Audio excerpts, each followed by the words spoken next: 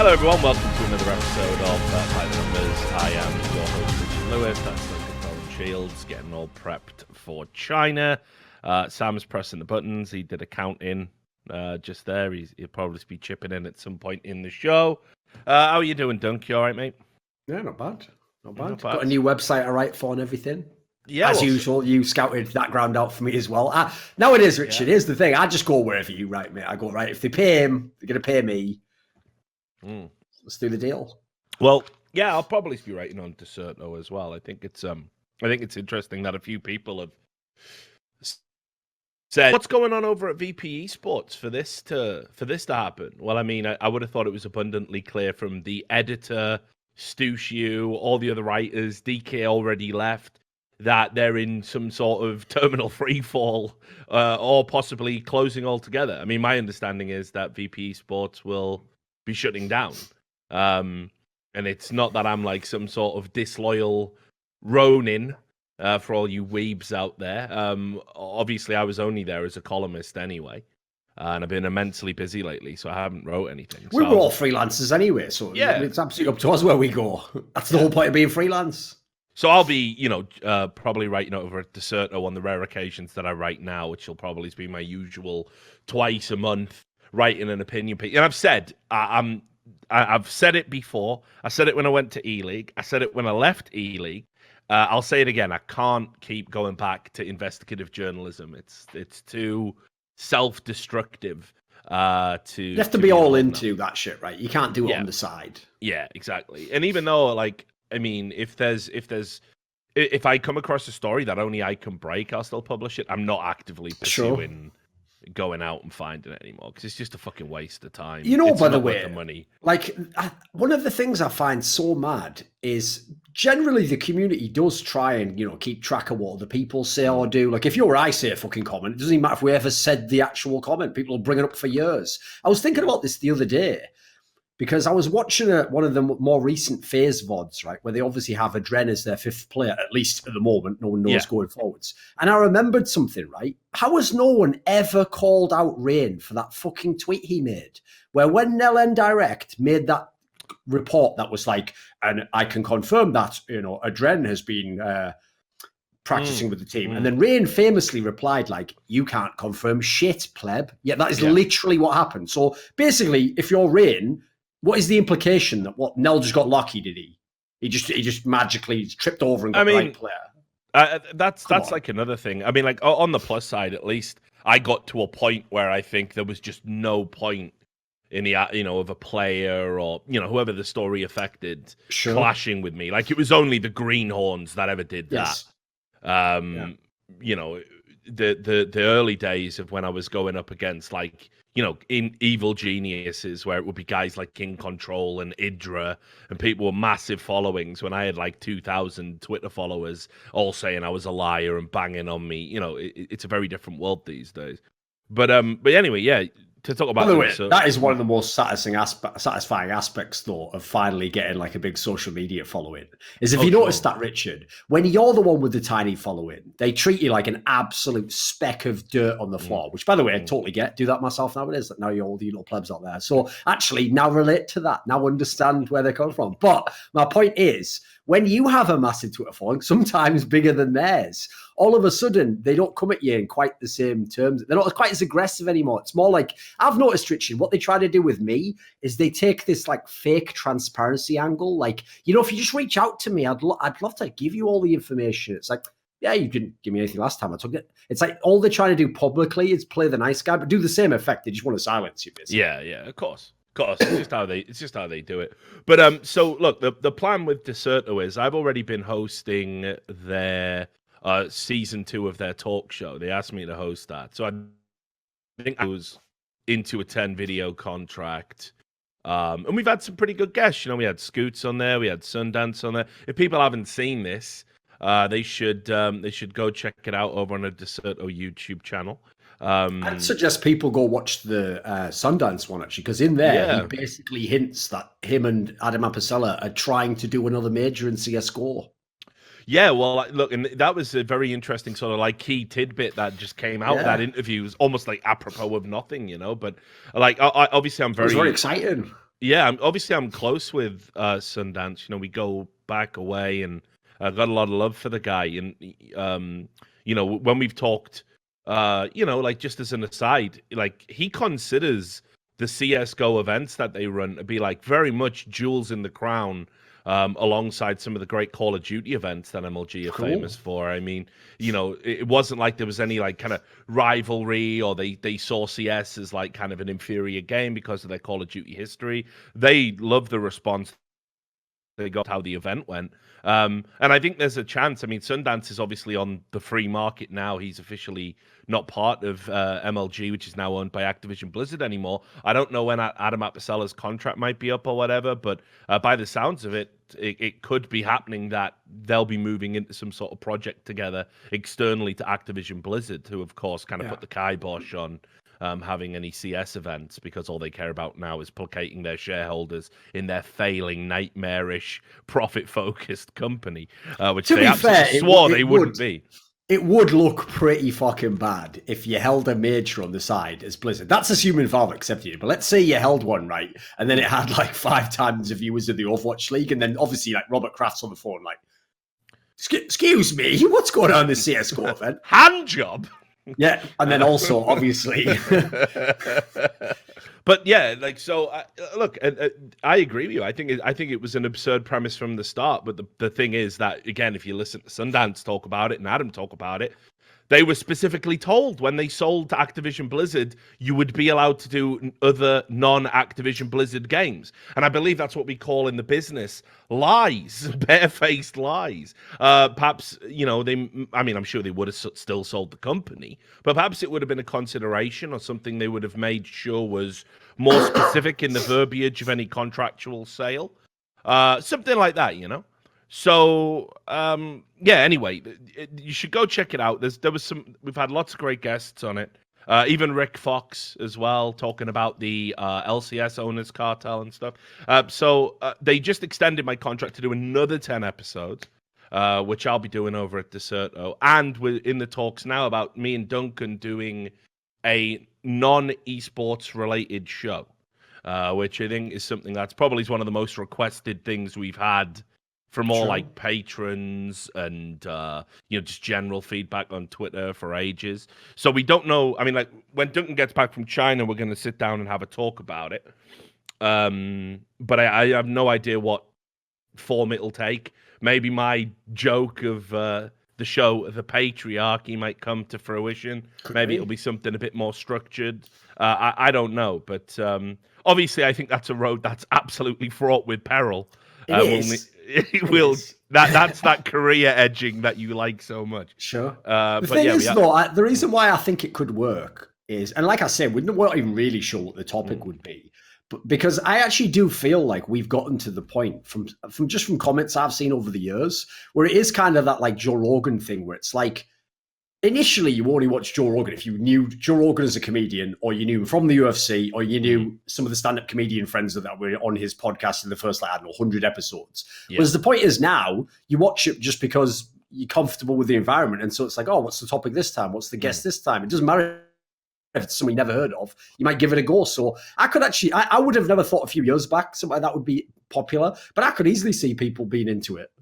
Especially as there are so few shows where people can. That's why I think things like Joe Rogan are popular, because you can talk in a real manner, right? You're not some fake TV host. Yeah, and I think you know, because of what the Joe Rogan podcast does and how it's uniquely positioned, I think that's one of the reasons why you constantly see these takedown attempts on it. You know, I read an article once every month about how it's a gateway to the alt-right and nonsense like this, when, you know, he has some very liberal people. Dude, he just had that person on where, like obviously that's the thing, right? If you tried to only show the episodes where he had Milo on and he had fucking, I don't know, Gavin McInnes and he had Alex Jones, you could very easily be like, look, he's trying to tempt people to the alt-right. Did you see the episode he had on recently where he had that person who was basically like a Democrat scumbag who was just trying to claim the Russian bots were doing everything? Like, oh yeah, sure. The guy is incredibly bipartisan. Oh no, and sometimes and crucially, a lot of his content, I'd even go so far as to say the vast majority of it is completely apolitical. It's like, sure, you get a nutritionist on there, You get somebody who is like, bow hunter or a hiker. yeah, or exactly. something, You know, like these people cannot be classified politically, nor is what they're talking about on the show anything to do with politics.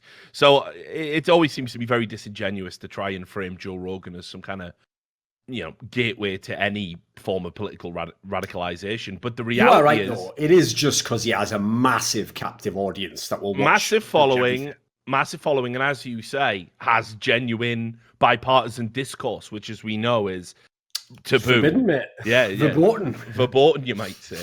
So anyway, look, I've rambled on enough about that, but you can go and show DeSoto some love. DK's there now.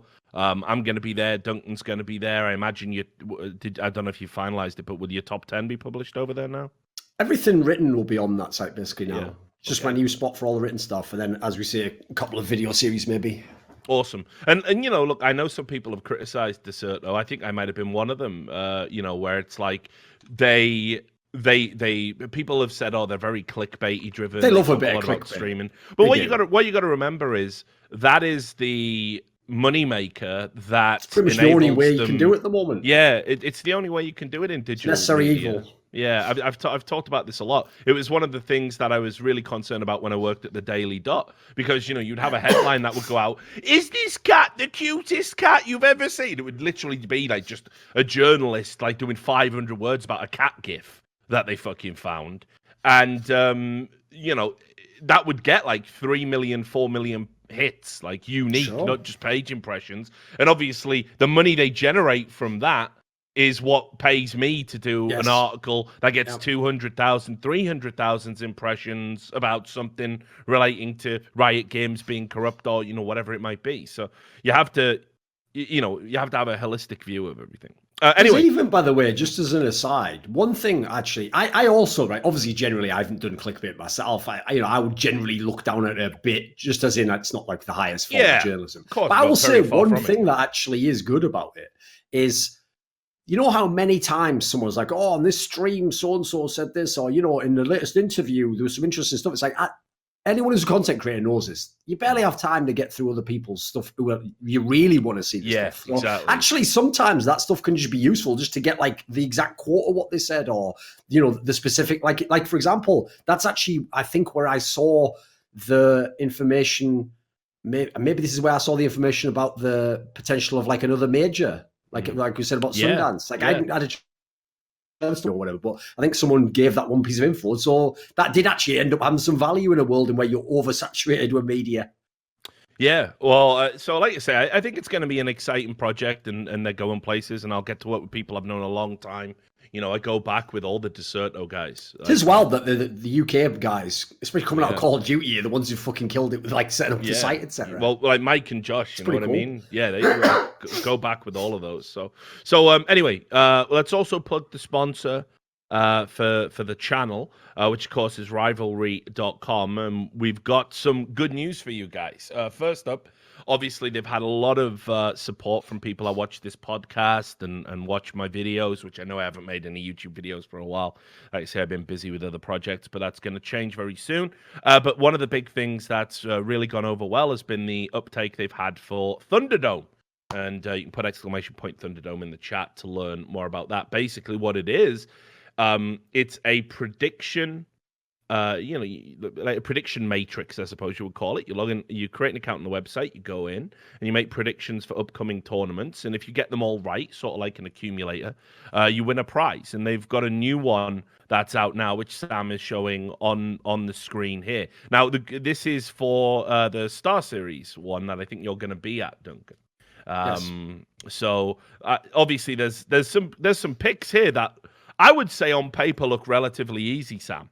I don't know if there's any that's well, actually, North NRG is a little weird. I'd say maybe that one's up in Renegades also is kind of a. I think Renegades are current form, and Tyler's current form. I might lean towards Renegades in that one. But watch them play Inferno, of course, man. Watch them play Inferno. But it's dead easy, as you can see on your screen. Like, it's just literally a case of signing up. You highlight which one you think is going to win the game. You click on it, and then you lock in your choices with submit. And like I say, the prizes for that go up and up and up over the course of tournaments and everything. So it's free money. It's completely free to enter. I must stress that. So go over and give it a go. Duncan, of course, you can watch his predictions while he's on the desk. So shout out to Rivalry.com. Thanks very much for supporting all we do. Anyway, let's do it, Duncan. Let's talk about the Blast. Man alive. Mixed bag. Lots of crazy stories coming out of this one. Let's start with the one that you did a video on. I actually watched it today, and I think it's very important to talk about. Last time we talked about the Blast, we talked about, we had a difference of opinion in whether or not you could include the Blast as a top-tier event organizer. And I guess on that one, based on what happened out in Sao Paulo, I might be leaning more towards your argument than my own now, because there were flaws in this format that radically altered the outcome of the tournament had it been traditional. And not only that, every team that's here is in the top 10. Every team that's here is a big name. And after the major, lots of exciting storylines coming out. And once again, they do this thing where they show 3 games simultaneously. And I haven't even watched all of the VODs from this tournament. It's very rare I say that coming into an episode of By the Numbers. I've watched the important ones, but I like to watch all the games before I talk about shit. And it's so hard to do coming off the back of the Blast. So I'm very disappointed that once again, after the major, they couldn't dial that down. I understand that is their inherent gimmick, but that isn't even the big talking point. The big talking point is what happened in the ENCE Liquid game, where you end up with a farcical situation where all Liquid have to do in a very close game is grind it out to 15 rounds, and they're guaranteed to be in the final. Which I can't think of having ever seen anything like that in any other tournament before. But, I mean, you made some very good points in your video, which I'm sure you'll like to elucidate on now. What were your major flaws with this Blast format, and how would you alter it? Yeah, well, first of all, as you said, like, my big problem, even last year, well, now it'd be over a year ago, even like 2 years ago when I did the first Blast Pro series, I even said at the time, because I did another video at the time where I initially talked about the format, the big problem for me is it's fun as a side tournament. If this is just an exhibition thing, or it's just to put on a show, or it's entertainment or a moneymaker, great, can do all those things. The problem is, when I talk about tournaments, I want to be able to sort of bunch them all together. Like if I say, Fnatic won 12 tournaments in 2015, so how does that stack up with, Astralis winning, I don't know how many they would have won, maybe 10 in 20 years. The problem is, if I then say, but some of those tournaments were ones where only the final was a best of 3 and everything was a best of 1 and everyone was invited and there was no way to qualify. It's like these things do take away from tournaments every tournament you want to be big, international tournament, chance for people to qualify who in theory nobody's like the Ences of the world to make it there, and have a really sturdy format where whoever wins, that's a big deal. Whoever made top 4, that's a big deal. Maybe even making a playoff run is a big deal. You want all these things to mean something. So the problem Blast has is basically the only match which qualifies for any of what I said is the final, which is a best of 3. And as you said, the system to get to the final, where they just do a round robin, there's a reason why it actually beggared belief to me, where 2 or 2.5 years ago, when Lurpis actually was one of the ringleaders of this, when him and the pro players in CS said they wanted IEM and ESL to bring back round robin, because I've always thought it's the shittest format that exists for exactly these specific reasons. First of all, the format itself treats every game as though it was uniform in terms of importance. But subjectively, they cannot be, because you will always have games from a team that's won every game and maybe doesn't even have a reason left to play, and a team that's lost every game is out of the playoffs already but still has to play a game. I'll go ahead and say, by the way, any format where you have to keep playing games when you can no longer accomplish anything is a fucking whack format. That's not just a bug. That's a thing that just exists within the format. And then the third reason, and probably the most important reason why round robin fucking sucks, is because unless you have round robin that's a full league, because basically the Premier League is round robin. But the difference is the Premier League has no playoffs and has you play, like 40 games or something. So the odds on there being a weird tie for first place and someone winning on goal difference, it's going to very rarely ever happen. The problem is when you use round robin and you use it to qualify someone to the playoffs, it's almost the standard that you'll get a tie and you'll have to tie break. And unfortunately, in a format like this, where the whole point of the Blast Pro Series format is engineered to be as concise as possible, so the person hosting the event isn't renting a venue for many, many days, isn't having to have people come for 3 or 4 days with their family. You just come for 1 day, that's it, watch the tournament. The problem is within that format, you can't then even play out a tiebreaker, which would be the most satisfying way to do it. Like the satisfying way to do it here would be like, right, okay, Ensign Liquid, this game has to be a tie, but you two play a tiebreaker to see who makes the final now. No, because there's no time to do any extra games. You have to say, right, even though this is the most unsatisfying way to end a match ever that's just been tied, oh yeah, Team Liquid, you win just because you don't play fucking Nuke and start T-side every time. Like, that's really the reason that they went through. If anyone didn't notice, ENCE played 2 games of Nuke that they started T-side on. And remember, Team Liquid had a couple of games where they were winning 16-2, 16-3. How the fuck can you win 16-2 if you start T-side and Nuke? Basically, you get punished purely arbitrarily for being a Nuke team, not being a Dust 2 team or some other team. Like, that has nothing to do with whether you're a worthy team of the final. Like, obviously, we don't want to make it biased towards certain maps. Your map pool's your map pool. That has fuck all to do with the tournament format. So, like, listen, as a fun event, it hits all the marks. Does a great job. But in terms of like what I expect in 2019 from a really high level competitive tournament, I think it's lacking a lot. Well, I mean, honestly, again, it's such a weird, like, atavistic throwback because I do remember tournaments, I want to say, in like 2005 and 2006 being decided on round difference. For some reason, round difference was a thing. Dude, there was one where, because they used to, at the end of 1.6, always have, in fact, 1.6 by default group stages were all round robins. Yeah.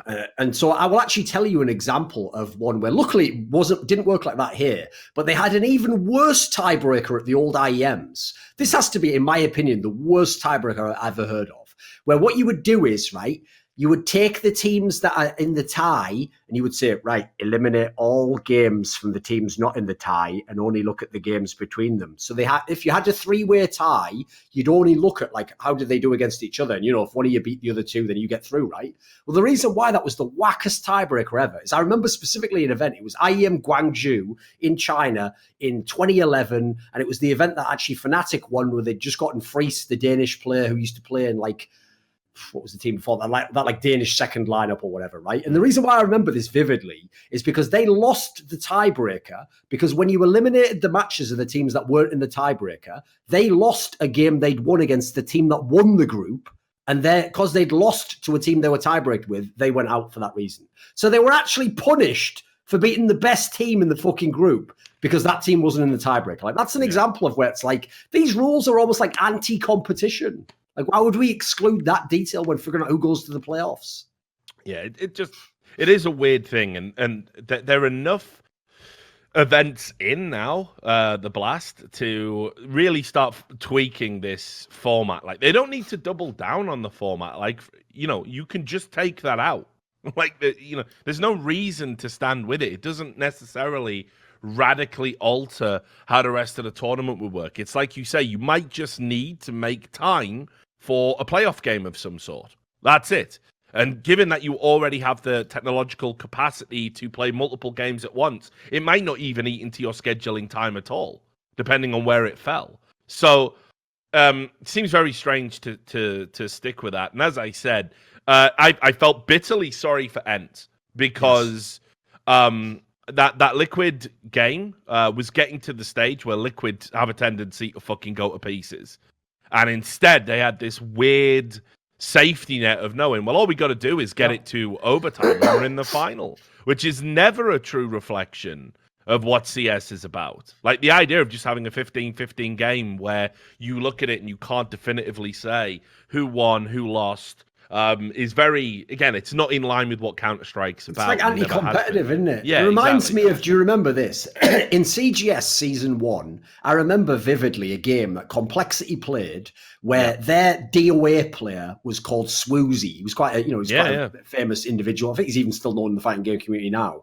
And famously, he was losing most of the games, right? But because their CS team was fucking banging, it was like Rambo and Fraud and Zet and all those guys. Because their CS team was banging and they had a franchise system. I remember he lost a beat 'em up match, but because he won a round in it or something, they technically won the franchise aspect of it. And so when he won that round, they all celebrated like he'd won, even though he actually ended up losing his match. And I remember just thinking, like, if this is what people think is going to be a good sporting event, they don't know what sports are. Like, who the fuck would watch this? This is terrible. Yeah. So, I mean, look, I have no idea if they're ever going to change the format. It just I don't seems think they will, personally. Yeah, it just seems very strange to me when they're a tournament organizer that has had like people like Anders on the ground floor, you know, and I think they've listened to Lurpus quite a bit as well. I think he's had their ear at one point. Could believe it, it seems to be very strange that you wouldn't, you know, look, what you're doing in terms of the stage and the roadshow components to it, all very good, all great stuff, but there has to be fewer games shown simultaneously. 3 simultaneously is too much, I think. And you really need to get on top of this whole round difference thing. And again, as you said, just having a situation that is anti-competitive, that you know, I don't even mind that they have like a goofy aim map for the third place decider, because it gets rid of the whole point of like third place deciders being absolute bullshit, doesn't it? Sure. And people, it embraces the fact they're bullshit. I like that as an idea. I would actually recommend more tournaments pick that up as an idea and have a show match of some sort, or an aim map or something to decide these tournaments, because no one wants to play a best of 3 series for third place. Nobody. The problem is, though, like, here's my suspicion, and this is pure speculation, by the way. I've never talked to anyone from Blast. They've never told me anything like this. But the reason why I'm actually skeptical they will change any aspect of the format, both the round robin, in terms of the simultaneous matches, like you said, the reason I don't think they will change it is this is a real problem that you get in businesses as well. I think someone at Blast Pro Series is like, that's our gimmick. We're different from everyone else. It's like, you are different because you're using formats that we've all abandoned because they weren't as good. Like, you're right. You stand out, but you stand out in a bad way. Like, in that scenario, this is why I never understood Valve's whole take of, like, we won't let any of this sick shit from Dota come into CSGO. It's like, you know, it's not copying. Like, they didn't invent that shit. So if it's great, do it yourself and beat them. I mean, first of all, CSGO was never competing with Dota anyway. I never understood that one. But even in this scenario where you are competing with the ESLs of the world, well, first of all, if you do the same format, but you do it better, you win. No one will give a fuck that, but didn't ESL do this? But no one's going to say that. No casual fan cares. Just on that point about Valve, it's such a fucking whack bullshit excuse anyway, because isn't it? I didn't hear the guys over at Dota saying, oh, well, we don't want to copy anything that TF2 have done. When everything that Dota ended up taking and improving upon was taken from Team Fortress 2 first. Inarguably, by the way. So seems to me like a ridiculous excuse, and actually not valid and not true at all. I just think, and I've talked about this with Scoots quite a bit on stream, you know, because Dota is the jam of a lot of higher-ups in a company that supposedly doesn't have a hierarchy, but clearly does in practical terms. You know, it's Gabe's favorite game. Gabe's still replying to people who email him going, is Sand King still your favorite champion? And he replies back going, no, I play Weaver now. So imagine being as wealthy as Gabe Newell and replying to that email. Meanwhile, you get people who tweet, you know, people with hundreds of thousands of followers in Counter-Strike going, what's going on with this update, by the way, that we really need to know about ahead of a tournament? And CSGO devs replying to Don Hassey, going, have you seen this meme? You know, like, fucking suck my nuts, man. That's ridiculous. The thing is, though, the analogy you gave there, where it's like, you know, it's like the parent where they're like, well, you know, I don't have a favorite child. But first of all, by the way, every parent who says that's an absolute liar. What they mean is they aspire to the ideal that they don't have. They definitely do, of course, because it's human nature. You're going to like certain people more than you do others. You're going to be disappointed in certain people more than others. Not talking about my own life there. Don't know why I brought that up. But no, here's the point I would make is because I would extend that further. And I would actually use what is the classic analogy I've always given for CSGO, which is Counter-Strike is the fucking red-headed stepchild of the Valve family, isn't it? Not least because remember the biggest criticism you can always give to Counter-Strike, Richard, they're not our real dad. They never made any version of the Counter-Strike. They made Source, that's it. They didn't make the other versions. So as a result, again, we all know, no, I treat him like one of my own sons. Yeah, I bet you do. I bet you do, right, until he starts becoming a crackhead and rolling up on your trying to get all the family heirlooms. All of a sudden, he ain't your kid anymore, is he? I mean, like, I don't know how that works in the CS analogy department of crackhead and all. Also, not talking about your life, I must. Definitely also not talking about my life. Love you, Dad. Can I come home? When I get back from China, let's talk. Anyway, no, like I understand what you're saying. I don't get that jacked up on the Valve dislike CSGO train because people have to remember they did rescue it from Hidden Path. Sure. Hidden Path were floundering a little bit. Well, yeah, I mean, the initial game was really bad, and it showed a lack of understanding about, if you played it in beta, a lack of understanding about crucial components of CSGO. Like, for example, of Counter-Strike, rather. In CSGO, you could, like, for example, spam left and right as you were moving forward to gain speed. Like, you were bunny hopping, but without the jumps. There was a lot of problems with it in beta. So, you know, they did rescue it. They did bring it back from Hidden Path and say, right, you've got us, you know, a portion. You're almost there. We'll take it from here. Whereas they could have just abandoned it entirely for the reasons you say. So I don't get too jacked up on the anti-Valve train, but I am pissed off with the fact that we still don't have a controlled calendar, something that is recognizable as the Super Bowl of Counter-Strike. We need to have that. A major doesn't quite cut it for me. Especially when you consider that tournaments being run by neutral TOs are, in some cases, bigger in terms of prize and stature or equal to now. And on top of that as well, like, I look at what Dota Plus offers Dota players, and I just think immediately how easy it would be to transfer a similar service, a kind of higher tier of Prime, if you even want to go there, to like some elite level of game, where people would be willing to pay $5 a month for something similar, and it would give people excuses to log in and play and grind, and it would give a new meaning to achievements and stats, you know, and things like this. And it would be so easy to transfer it across. It's a very small project to do because it's all on the same engine. You've already pioneered it in one game in your portfolio, and they don't do it because they don't want it to be similar. It's like, fuck off.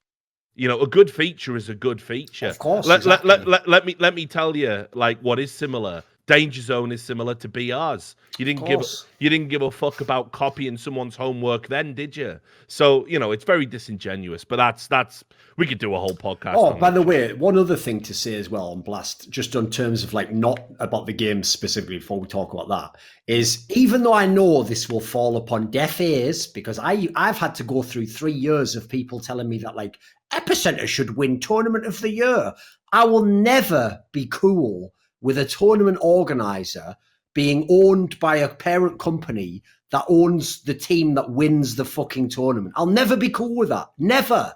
That doesn't mean I'll do anything against it. I'm out there. I'm not the police. I'm not out there the fucking sheriff and come around and say, you're under arrest. But I'll always comment on it and I'll never be cool with it. It'll always rankle me a little bit. Because here's the thing. It's not that I know that these people have done anything inappropriate, but the obvious potential for it is the problem. Because what happens when there's a rule that's poorly defined and the team you own's in that scenario? Yeah, what happens when an admin has to determine whether someone's slightly doing, maybe they haven't got the hat quite on or something, or the headset's low. Yeah. I don't even want that to be a thought in a person's mind. I don't want it to be a thought in my mind if I find out that they ruled in favor of the team they own. Yeah, exactly. And I, you know, look, I wish they would just have a simple rule that we could all adopt, which is if you look, the Blast could still promote Astralis without having to have Astralis there. Sure. You know, you could have Astralis. You could have Astralis do some exhibition match. You know, maybe you could feature it in because they do this playing card thing. Here's this for an idea, Nicola Nyholm. I know you hate me and have tried to have me fired when I was working at E-League. Good guy. Because I've called you out for the controlling, monopolistic cunt that you are. But you should listen to this because I'm doing you a favor. You know those cards that you have, right? Like those playing cards that the Blast famously does. Why don't you create a website where people can basically draft their Fantasy 5 from non-Astralis players, right? And then at the Blast, after the tournament's been played and Astralis aren't in it, whichever 5 players in attendance have the most votes, they form the Super 5 and they take on Astralis as a final boss in a big exhibition match. You know, you can even put some money up for it for charity, for example, get some good points there, and you do that. Now, fans will tune in for that. It's great hype for Astralis if they win, and there can be no argumentation about whether or not there was any corruption in the prospect. So there you go. Right? And people are saying that is a good idea in the chat. That does sound sick, doesn't it? It gives you playing cards value. You create a little website for it. You build up a database of people that are interested in your product. This is like win-win. This is why, you know, for people like me, you know, who does this for a living, you should listen to what we're saying. Oh, yeah. You just did the Discord dive, and then I had a giant head for a minute. Zoom head. Yeah, I literally had a Zoom head while I was saying, and for people like me.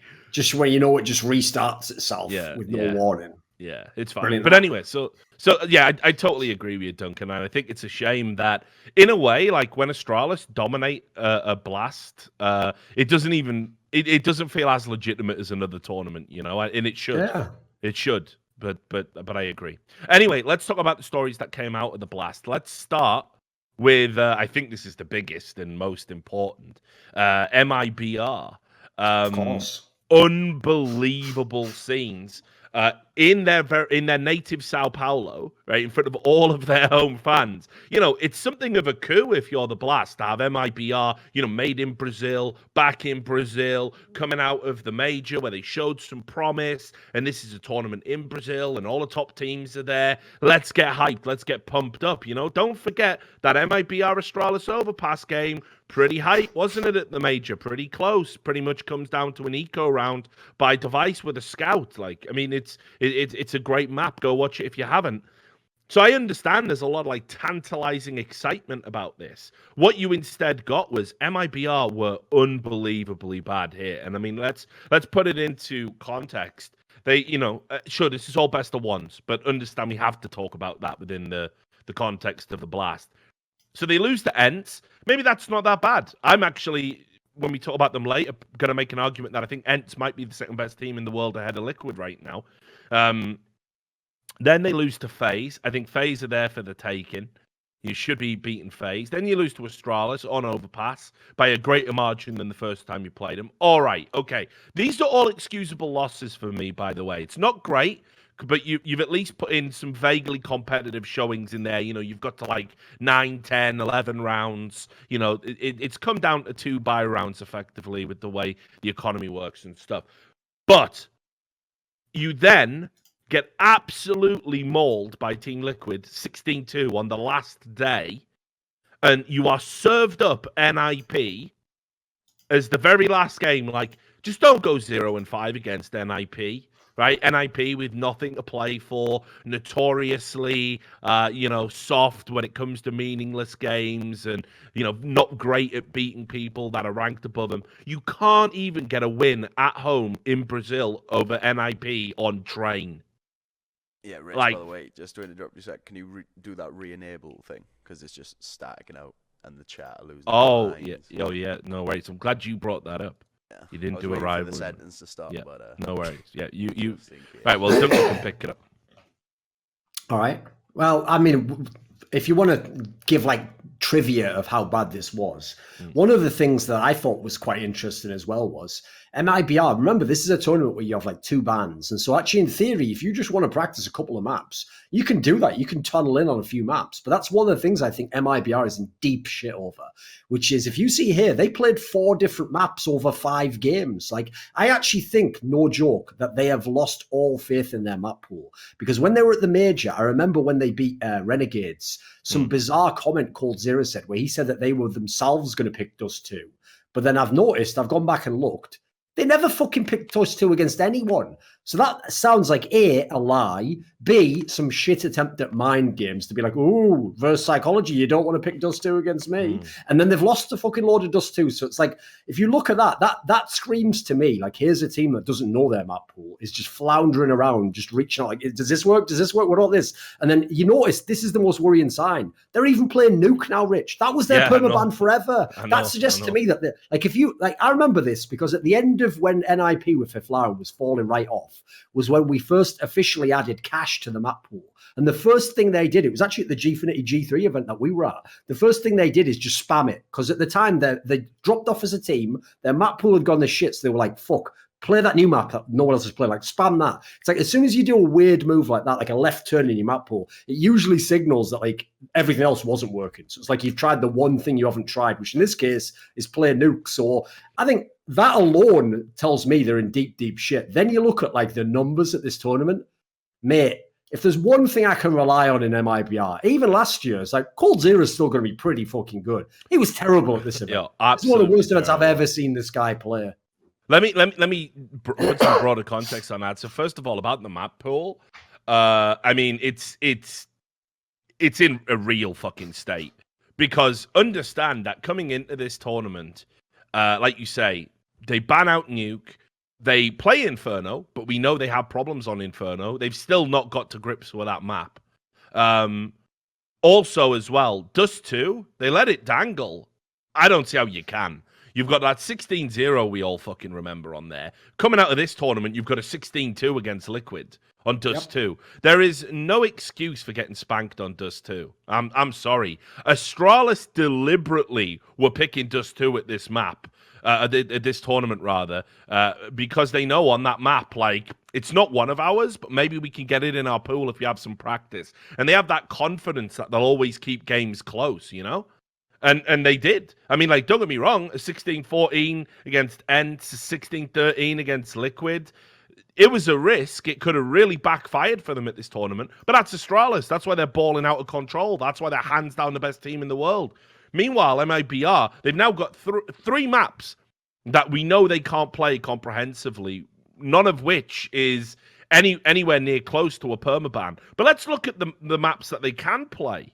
Well, I mean, first of all, Mirage is problematic for them right now. Then you've got Overpass, which we know they can play. Of course. But they still aren't good enough to beat Astralis on it. Yep. And that's probably their best map. And then Train. They've always had Train there or thereabouts. You've lost to Nip. Like, they do not have one map at the moment where you could comprehensively say this is a win. This is a layup for them. And, which, by the way, I at this point in time don't think there's another team in the top 10 you could say that about. No, everyone at least has, like, you know, a specialized map, or like I'll give you a great example. That NRG lineup from last year before they got Tariq, which famously, like, you know, was never winning the big tournaments. It would always kind of get stopped by the big teams. Everyone knew if you got them on Overpass, they could beat anyone. Like, exactly. They at least even had one map. Like, they were, even in Astralis would be scared of them on Overpass, you know. No, but think about it now. Think about how Astralis is. Want to play us on Nuke, motherfuckers? No. All right, then. Leave Inferno in there. Thanks. We're 1-0 up in a series. That's what you need to be a truly great team. And I mean, look, honestly, a competitive team. You've got to have a home map. Yeah. And MIBR, for whatever reason, despite looking better at the major, they've gone away from that. I got to say as well, I don't want to do this, but it would be disingenuous if I didn't, because we do it for everybody else. I mean, you know, I don't know where Yanko was in all of this, and now that they've brought in Zeus, this is now another coach that they're getting through, and honestly, they look like they've gone backwards in terms of map pool, which makes no sense. So it's like Yanko, there was a problem where he was compartmentalized off. So they took nothing from that Yanko era. Fair enough. But the fact that they still don't have a map, they've got a new coach now, which is a coach they've worked with before and a coach that everyone was singing their praises about, and we were excited about when he joined. Yes.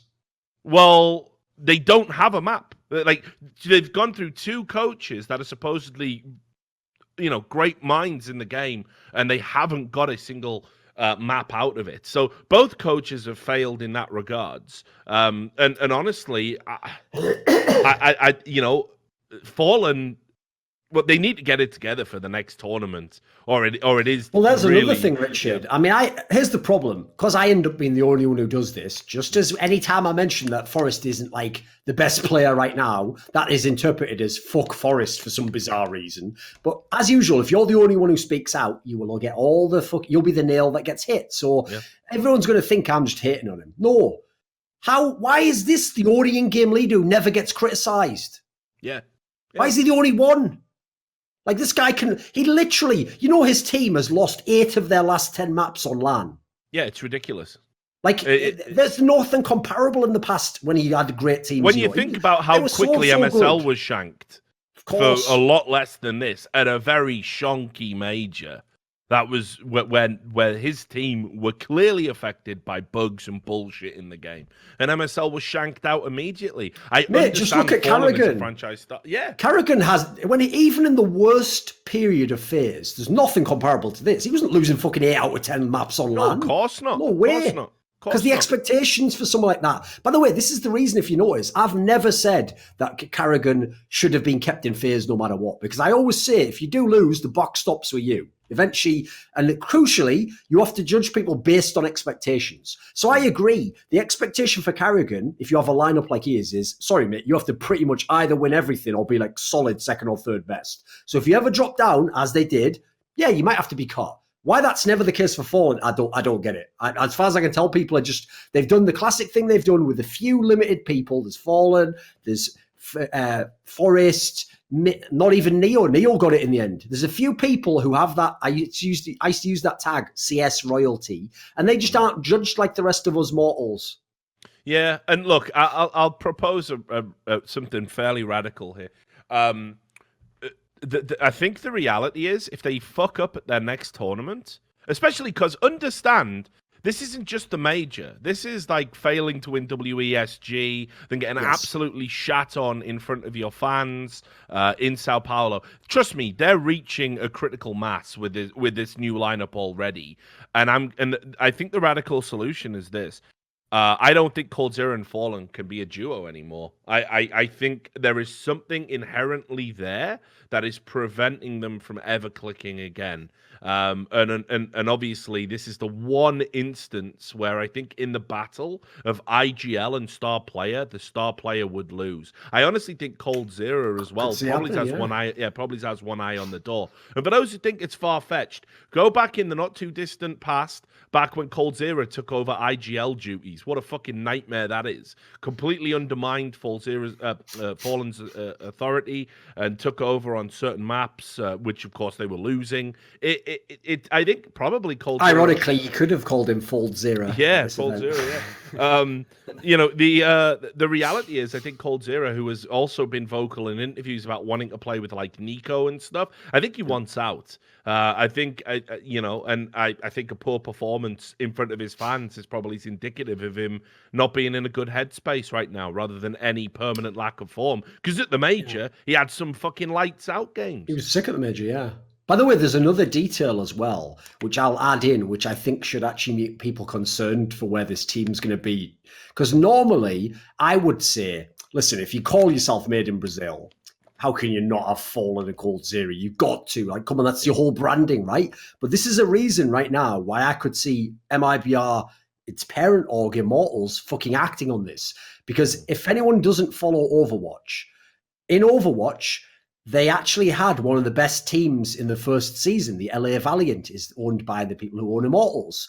Now, in stage 1 of season 2, so the one that's just ended, they lost all their games. They were also a team expected to be good who lost all their games. So if you have 2 of your biggest franchises are both not just losing, shitting the bed, that's when pressure starts to get put on people like Noah Winston, people who are high, Lurpus, whoever else does that job there. They're going to have someone breathing down their neck. And when that happens, I can tell you, you don't just go to the players and go, guys, can you figure this out? You literally eventually have to sort of smash that fucking red box and make a drastic move, because that's all it's going to save your arse at that point in time.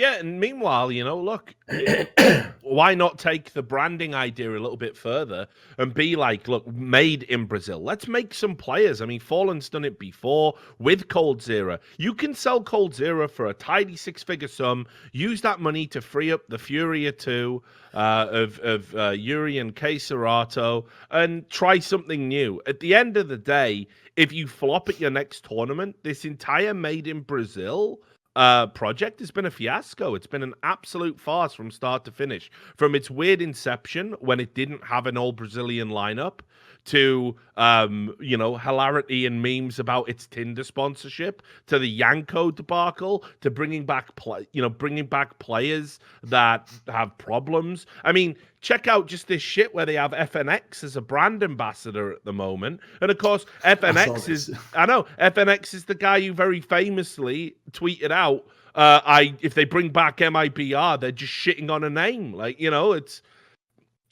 like, guys, whoever, Noah Winston's meant to be a smart guy. The mismanagement that has gone on in this Made in Brazil project is laughable from start to finish. And the irony there, of course, is like, this is a perfect example, Rich, of where esports people fuck up all the time. So here's the thing, okay, I'll give you the best example. So everyone knows CSGO never took off in Asia. Like, it never got big in China. It's basically irrelevant in Korea. Now, that's not that Valve doesn't understand esports or doesn't understand the business of publishing games. Of course they do. But they don't understand Asian esports. It's a totally different market. So in the same sense, you know what? If Noah Winston's playing to his wheelhouse, which is having teams where it's like, we're very professional, and look, we have core values that we are very important, and we try to make better people, not just better players, like, which, by the way, is a valid approach, then I bet he'll kill it doing that. And I bet he's done a great job so far. I would even say he has. But what the fuck does he know about Brazil? What does he know about Brazilian culture? Because if he wanted to have any of those values cross over, he's failed already. Like, you've already seen, there've been all these problems repeatedly, all these aspects where it hasn't gone as smoothly as it would have done if he's worked with North American players. I mean, just the whole angle of the fact that, like, obviously the player they could have gotten is KNG. That's the one we'd all like to see before this lineup fucking dies, right? Just give that a roll. Let's see. Roll the dice. There's the break the red box and bring out the little hammer in case of emergency. Right? Let's bring KNG. But how could you ever bring KNG when, again, Noah Winston himself basically said, like, this guy can never play for my org. No, but let's be clear as well. I mean, like, it's not just MIPR that's been mishandled. The Immortal CSGO team was sure. So I mean, it just in terms of how these same people have handled Counter-Strike, it's been a farce, and somebody should really collate all of the errors. I'm with you on this. Like, I'll probably bang on, if they did bring KNG in, for example, which I still believe that was their original plan, and I think there is... As far as I heard behind the scenes, it basically was. Like, when I said... nice ghost written apology. Like, that's the whole reason it was done, is so that it was like, right, let's clear the ground before we bring him in. Is everyone cool with it now? Good. Oh, he's forgetting. It's like the coincidental timing was too much when there's no way that would just happen for no reason. But here's the thing. I'll bang on Noah for, like, not staying true to his principles, but I'll forgive you sacrificing your principles to win and do right by the fans to some degree. I'll mock you for the inherent hypocrisy, but I'll mock you for a few hours and then we'll get on with it. And, like, honestly, right now, they need to do something drastic, and I think will be doing something drastic round about the time that they go to another tournament and flop, which seems to be very much written into their future with things right now. The sad thing is as well, the team that I believe Coldzera would like to go to, and the team we'll talk about next, who definitely need a shot in the arm, aren't buying people at the moment because of shit that's going on behind the scenes, and that's FaZe. So we'll move on and we'll talk about FaZe. Again, this is just a continuation of a storyline that we've pretty much brought to By the Numbers, and By the Numbers fans will know all about it. And this is the tyranny of NiKo, which is, put it this way, if MIBR had just won a game, I think what we would have done is we would have been talking about how fucking terrible this new era of FaZe is. And again, let's put this into context. This is a brand that is one of the biggest all-star lineups ever assembled, one of the most expensive lineups ever assembled, that cut its in-game leader, that brought in Yanko as a coach because he's apparently the only one who can get Nico up to speed as an in-game leader, has one of the best players in the world, many people think the second best player in the world after Simple, who is in a towering Jesus frenzy about how he is the second coming of Counter-Strike and is a great IGL despite having never done it beyond shouting at other people on his team at Mouse Sports, which, listen... And then just killing everyone himself. Yeah, exactly. Right, shut up! And then 1v5. That's not in-game leading for my money. So let's talk about how they came out the traps. They lose to NIP 16-7, very one-sided game on Mirage of all things, where you usually expect FaZe to be up to snuff. They beat MIBR, which as we know is free, even on Nuke. But then they weren't competitive against Liquid. They weren't competitive against Ents. They weren't competitive... they were competitive against FaZe, but it was on Dust too. And it's like, at what point is the penny going to drop? You mean Astralis? You said FaZe. Astralis, sorry. Yeah, thank you for correcting me. At what point is the penny going to drop that this isn't working?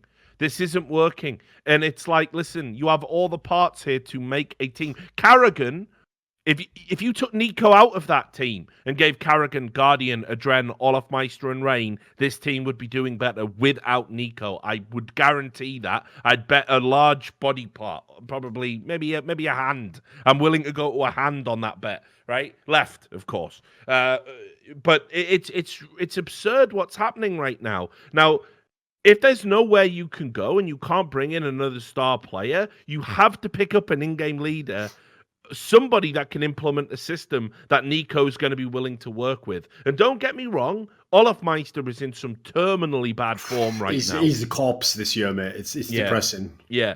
But, and Guardian isn't hitting the heights that he used to, but he still had a couple of good maps here. Adren was never going to be a long-term solution for what you needed.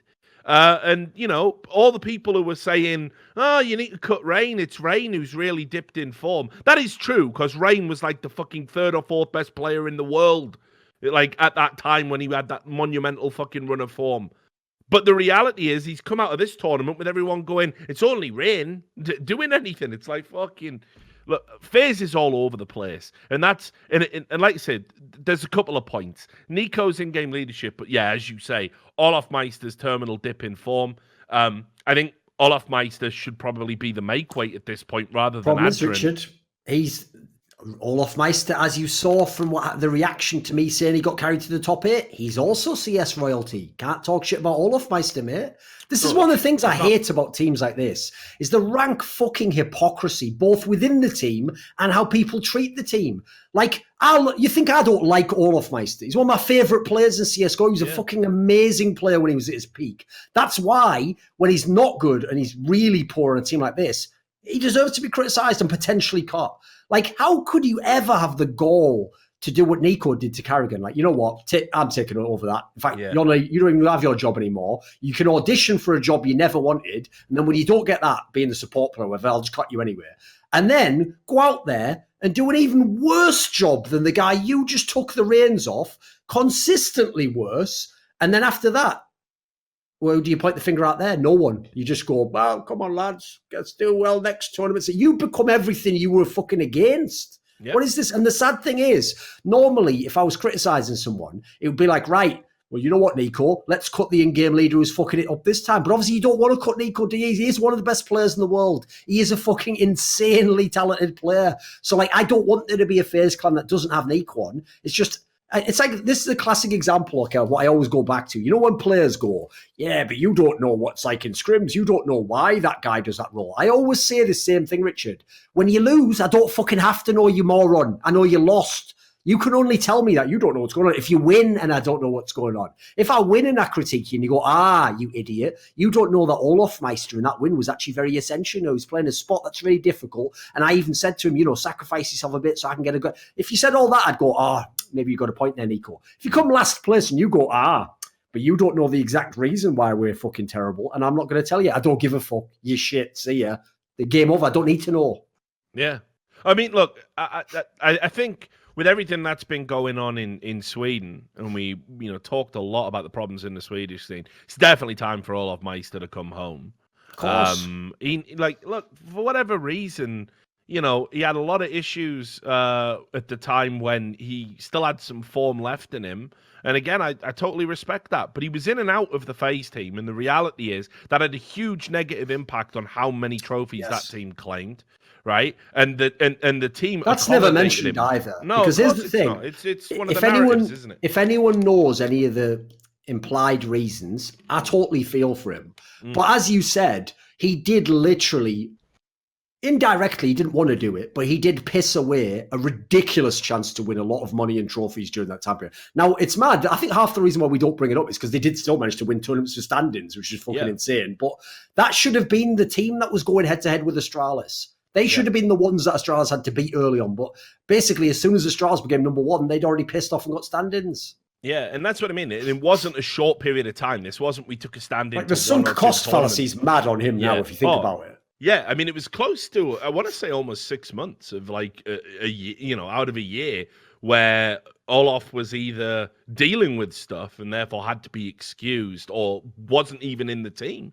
And everybody on the team stood by him. And it's like, again, great. Love that loyalty. Love that togetherness. Sure. Got to wonder if, by the way, if that had been a Nico era, whether that warm, fluffy, no, we're a unit and we all want to play with each other, whether or not that would have been, permeating through the squad, because he's a ruthless little cunt. That is one of the things you have to wonder about, right? Which is, I could totally see that being something largely from people like Carrigan, Rain. I would imagine these are the people who are like, no, we'll wait, even if it means we give up a few tournaments, because they're all waiting to get the lineup right. Yeah. Whereas I have to say, there's a lot of people in this scene would just go, sorry, but it ain't my problem, mate. Well, no, but and look, I respect both viewpoints. I love the idea of loyalty, right? And in teams and togetherness and helping people through rough periods, and your teammates come around you.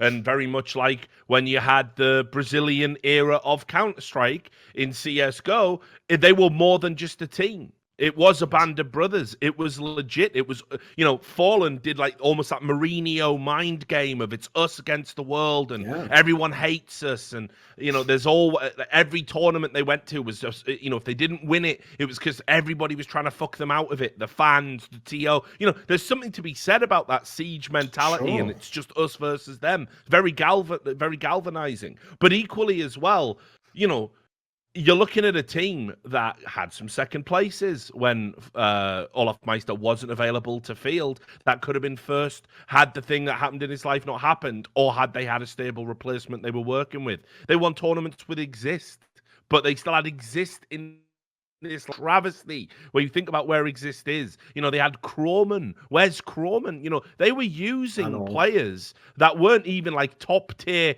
top caliber players because they didn't want to have to pay them and sign them because for this. How long is a piece of string on the Olof Meister return? That is the part that always boggled my mind about how quick people are and how fickle they are in changing their mind on someone. It's like, what? Say you come vaguely into my wheelhouses, which is like, right, sure, FaZe overall didn't accomplish what they should have done. Like, they should have won a major. They should have won, many international tournaments in a row. They were in a million finals. That's all true. And if for those reasons, that's the one metric you're grading the IGL by, then yes, I'm with you. Remove Carrigan. But the amount of people who actually made out when he was cut like he was a shit in-game leader. This motherfucker beat prime Astralis that's currently dominant now with a stand-in who's a washed-up cut motherfucker from NIP. Then he took a guy who never was anyone, isn't anyone, and maybe never will be anyone, and won an event in fucking your boy Fallen's home country with a stand-in where Fallen with his real lineup couldn't do dick. Like, this guy, Carrigan, he's probably the most underrated in-game leader to ever play Counter-Strike. Because I've never seen anyone with a resume like this guy's who is treated like he's MSL. That's the way the people treat him. Like, he's all right if he has some okay players. Can't cut it at the top, of course. It's like, mate, you know how many people have in-game leaded teams to majors that are worse than this guy as an in-game leader? It's outrageous. Yeah. And like I say, look, there's going to be gaps opening up. We've already talked about how fucking Fnatic has like real problems going on right now. Olaf Meister returning, that's going to give everybody a lift. It doesn't matter what the reality turns out to be after the fact. It would at least get people excited again in the prospect of like what's going to happen with Fnatic, and Yes. we've had a legend leave, but we get a legend back, and him and Crims famously have that unbelievable simpatico. And It's also a more appropriate team to play at. Yeah, but Crims' strength is fading. I can feel it.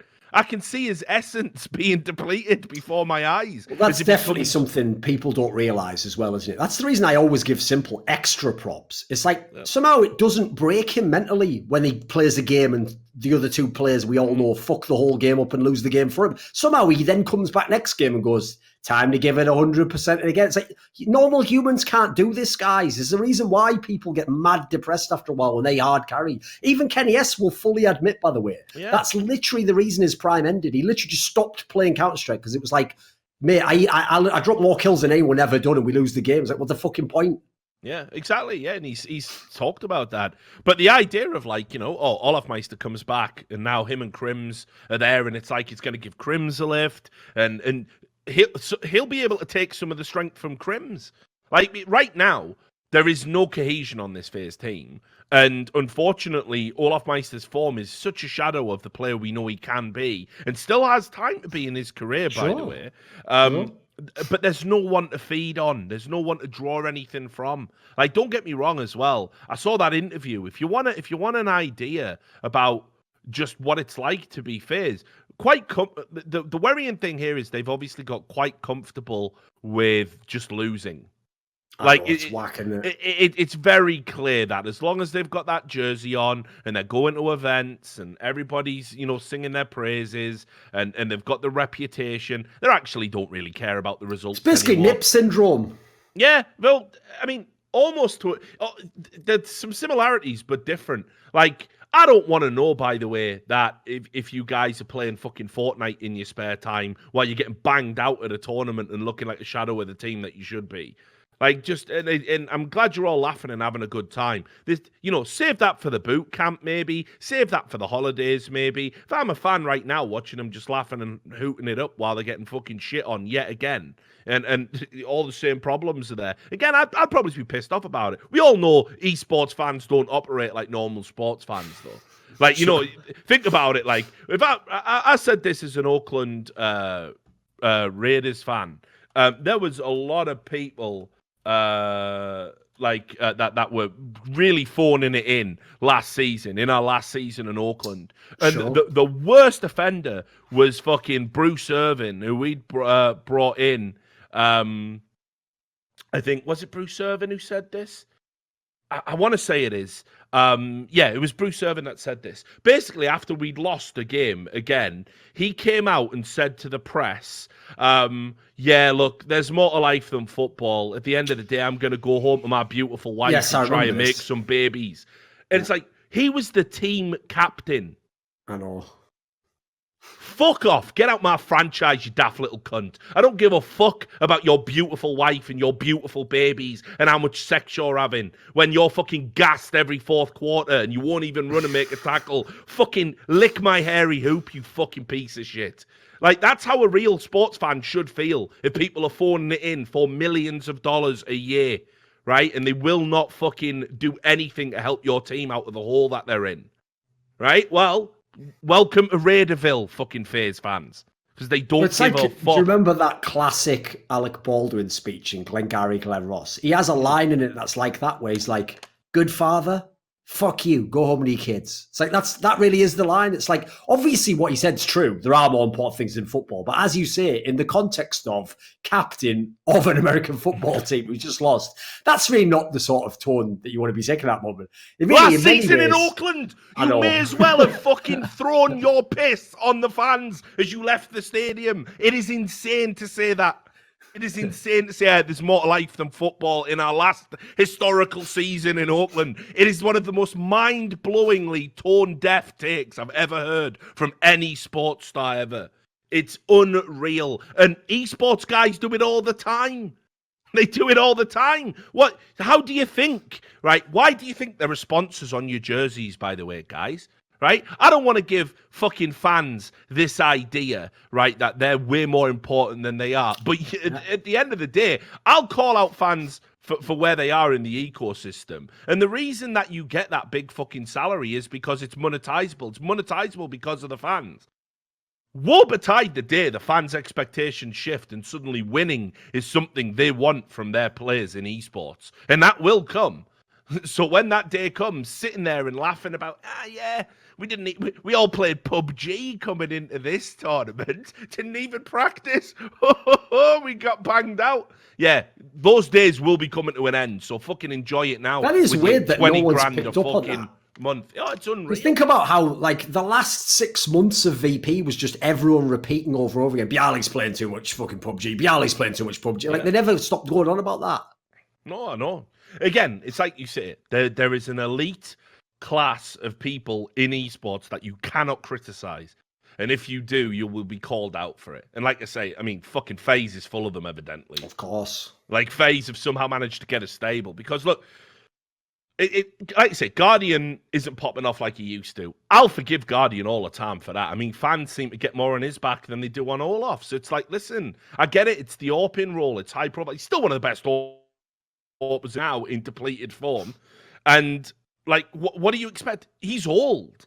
Like, he has been around a long time. He's getting to the end of his career. He's already said he's going to retire after this team. So he's already sort of telling you, I'm not going fucking 1,000% at the end, am I? Yeah. It's insane. And yeah, people in the chat are right. I mean, look, we used to bang on Shroud all the time. Shroud was trying to fucking balance his streaming life and his professional playing life. And we used to sit here and say Shroud needs to retire. And he did. And he's now one of the biggest streamers on the planet. And he's probably kicking himself for not doing it sooner. Right? Yes. But he wasn't ever hitting the heights at tournament play because you can't. It's all or nothing. It is like being a fucking real sports star. You got to sacrifice in the short term. You have to do it. It's why, wouldn't he have been had he, not discovered the joy of pies, booze, and smoking? Who fucking knows, mate? Who knows? We'll never know because he wasn't willing to put that on the shelf till he was fucking 34. And in esports, you got less time to do it. You got to fucking man up. Anyway. To summarize that entire segment, FaZe is fucked. You can read an article about it on Desserto, no doubt. And as we've pointed out on some of the last, in fact, fairly recent episodes, the most alarming thing is that at any other point in the history of FaZe, you go back a year and a half, 2 years, they are Billy money bags and they can just buy any one they want. So as a result, pretty good way to solve a problem, right? Oh, I'll just go buy one of the best players in the world, put him in the lineup, there we go, no problem. But as we've talked about already, they don't want to spend money. That's the problem. And so at the moment, it's going to be real hard to sell anyone on the idea of, like, it doesn't matter which player you pick. Oh, Olofmeister, what legendary player with all those majors? Yeah, I need to trade him for a cheap, not very experienced player because I don't have much money. How are you ever going to sell someone on that? Same thing with Rain. We all know he's a mad talented player. Same thing with Guardian. Basically, there's no one you can cut because unless you're replacing him with a really sick player who costs a lot of money or a big name, also going to cost a lot of money, there's no options. There's no options for this team. I feel like they're just stuck, mate. I think they're just going to... This is what I predict. I think they keep the same lineup for a solid 3 or 4 months at least, unless the whole Adren situation can be reversed somehow. And I think they just probably have very, very mediocre results. Maybe they have the odd tournament, they get a little streak going, because you could still have a game where people shoot people in the head. But if you look at every other aspect of the team, the map pool, NiKo's in-game leading style is pure trash, mate. I've watched a lot of these games. It doesn't even look like he's doing a very good job in game leading. I have to say it. Their T sides are absolute shite. So there's not really anything I've hoped for about this team. And for people who don't know what shite is actually right before your shit gets into your lower colon and comes out and solidifies. It exists in a sort of pre-shit state called shite, which is why we use the phrase "soft as shite." That's how bad it is. That's how bad their T sides are. It's a fucking joke what FaZe has become. So yeah, radical changes for me and soon, but it's not going to happen, is it? It's just going to be God Emperor NiKo for life over there. It's like North Korea basically in FaZe, isn't it? Like, you know what I mean? It's a fucking... I went for that country, Duncan. I thought I'd do you a favour. There we go. There you go. I don't plan on going to any tournaments there, and nor do I think there'll be any, luckily. Yeah, I think we can. I think we can say about that. And for people, Although, by the way, I will say there was that one cool piece of trivia once. So, did you ever see this where someone did a global map of Steam connections, and there's just one in the capital of North Korea because like Kim Jong Un apparently plays on Steam or something. Yeah. But he's the only cunt in the whole country who's got like a PC or something.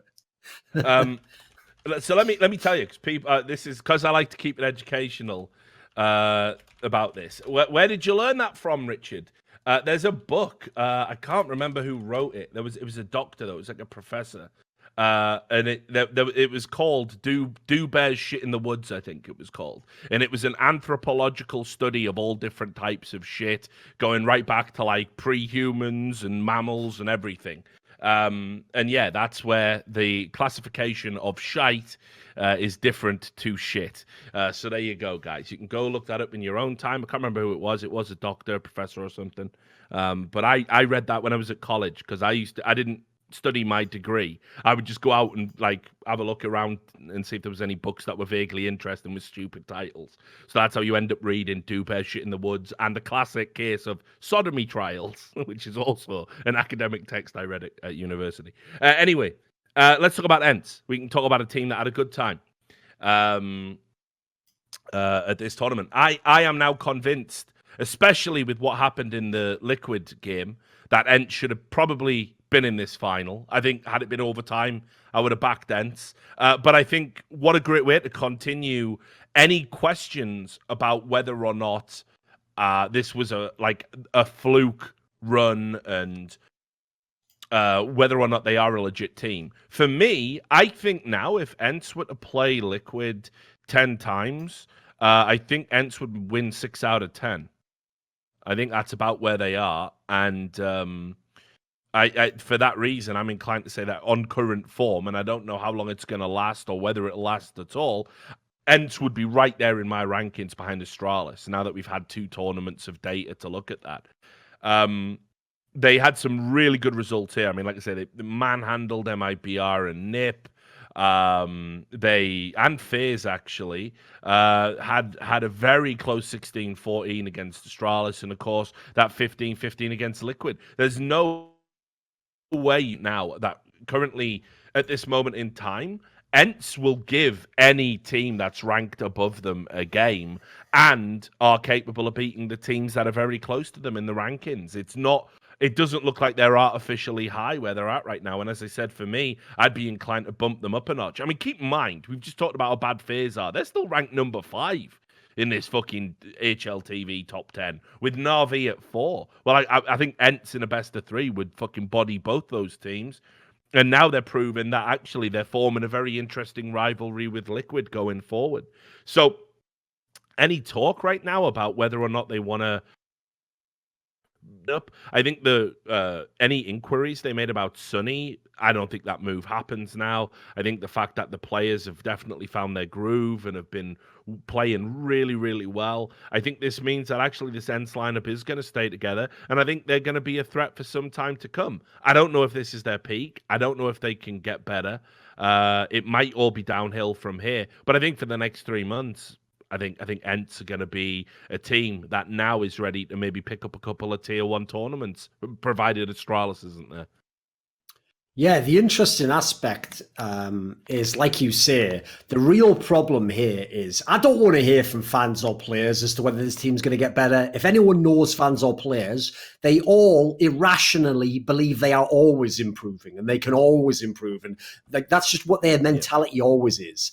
So I always just try to look at what is now. And yeah, you can vaguely try to speculate, but you have to know that that's just kind of like, you're just guessing at that point in time. Like sometimes, like for example, the classic moment that every analyst gets caught in is you have the dominant team. And of course, at the next tournament, you're going to predict they win. For all you know, that was the last tournament they ever win. And they now go downhill. They're never as good. But that it takes a lag. There's a while before you can update that into your model and realize why it's gone wrong. So the thing with Ents is, first of all, I agree on the angle there, which is, I don't know if this lineup can get better than this, because I already think the level this lineup is playing at is almost inconceivable. Like, it's one thing if they'd have had just a nice run at the major. This run across the board was really good. And it even happened that they overcame all the question marks I had from the major. So, for example, when at the major in all those key matches, the X7 guy was like way above the level you'd expect. Well, he didn't do that here. He was back to normal, but it didn't matter because Sergey was back as like an MVP type player. So you actually got the fragging now in the areas you'd want it to be, and you had the great result, and you could have been in the final, as you say. And actually, from the way they played Astralis and the way their map pool looks, that might have been a fun final as well. I think Liquid did a decent enough job, but that could have been a competitive final also against Astralis. So yeah. I would kind of agree. I think this is a team that looks like it's at very least a solid top 4 team. The consistency throughout the team looks really, really nice. The map pool looks legit as fuck. The T side is very good. Cohesion is all there. Obviously, they've got communication going in their favor because they're all Finnish. There's all these positives. The only downside is it's never going to be the team that has the craziest fraggers in the world. So I do think that it's a real, like, already I'd take it. If they can be the 4th or 3rd best team in the world, great. I'll take that instantly. That's brilliant. A few months. But I do wonder if, like, they stay at this level now and either, you know, a couple of the other teams get their shit together and overtake them just because naturally they have better players, or, you know, you have a honeymoon period, 2 or 3 months where it looks really sick and then you drop back down again.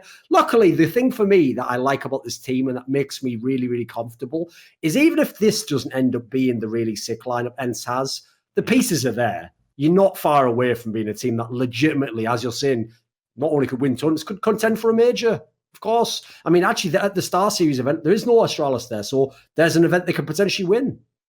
Yeah, and look, I'll bring in a tweet that was, rather an interview over at Fragbite, a Swedish, long-standing actually esports coverage site. They did an interview with Vendetta, Norwegian player, now analyst and sometimes commentator as well. You know, we've had him on the No Majors Club, and I'm sure the stream all know who he is. Well, he said pretty much that he thinks ENCE is going to win this Star Series. Sure. And it's not a bad shout. It really isn't. With the form that they're in, coming into it, and everything else, all the other mitigating circumstances, it's almost like the litmus test. And with there being no Astralis and no Liquid there, exactly. you would have to say actually. You could make an argument that ENCE are favourites. I think they are. I mean, listen, it all depends if you want to extend beyond the last 2 tournaments. But bearing in mind this year, because the major took up so much with the major cycle of the early part of the year, aside from this tournament and the Blast Pro Series, aside from Blast and the major, all we've had was the tiny little E-League Invitational, which was FaZe and then a bunch of teams that weren't even supposed to be good. And then we had the iBuy Power Masters tournament, which had all the good teams, but sadly was a bit of a travesty as an event. So we haven't really, and then we had that like ice challenge thing that fucking Na'Vi came second in. So you look across the board, we haven't had that much play.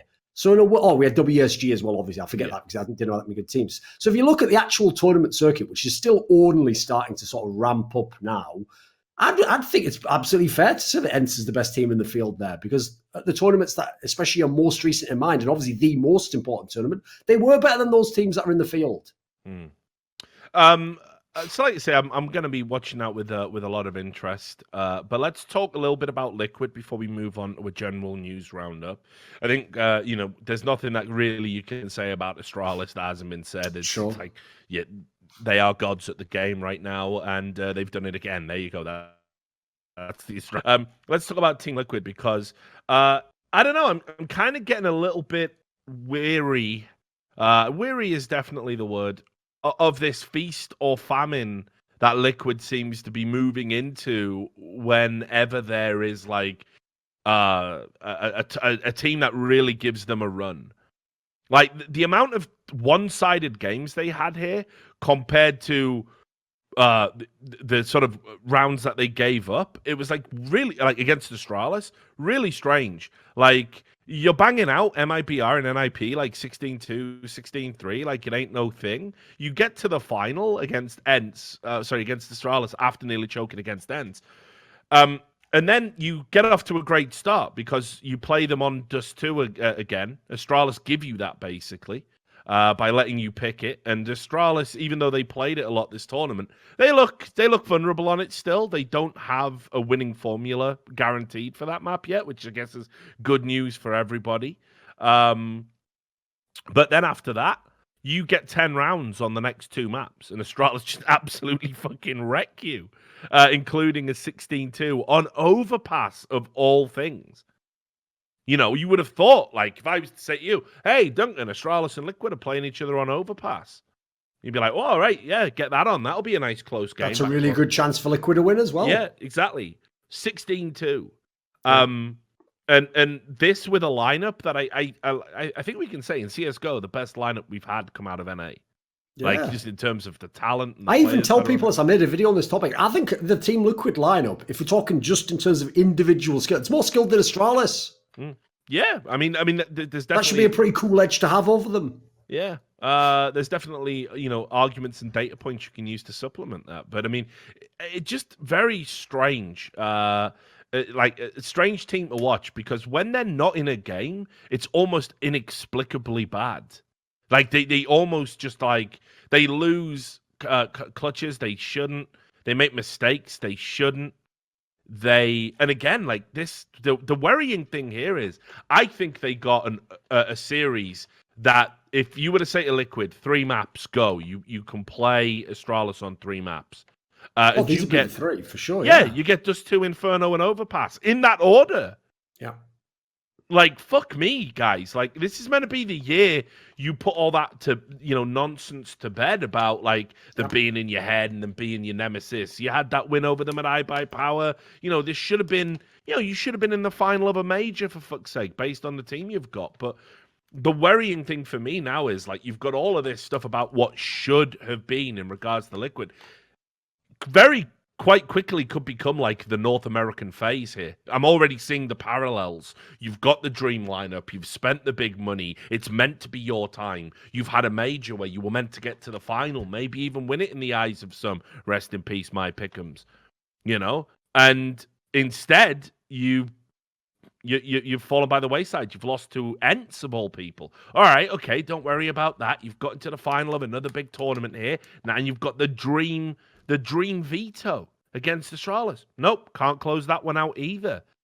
I don't know where Liquid's headed, but if they don't get this shit together soon, like, I mean, obviously from where they're at, it is potentially quite a hard fall, especially with Ents being in form.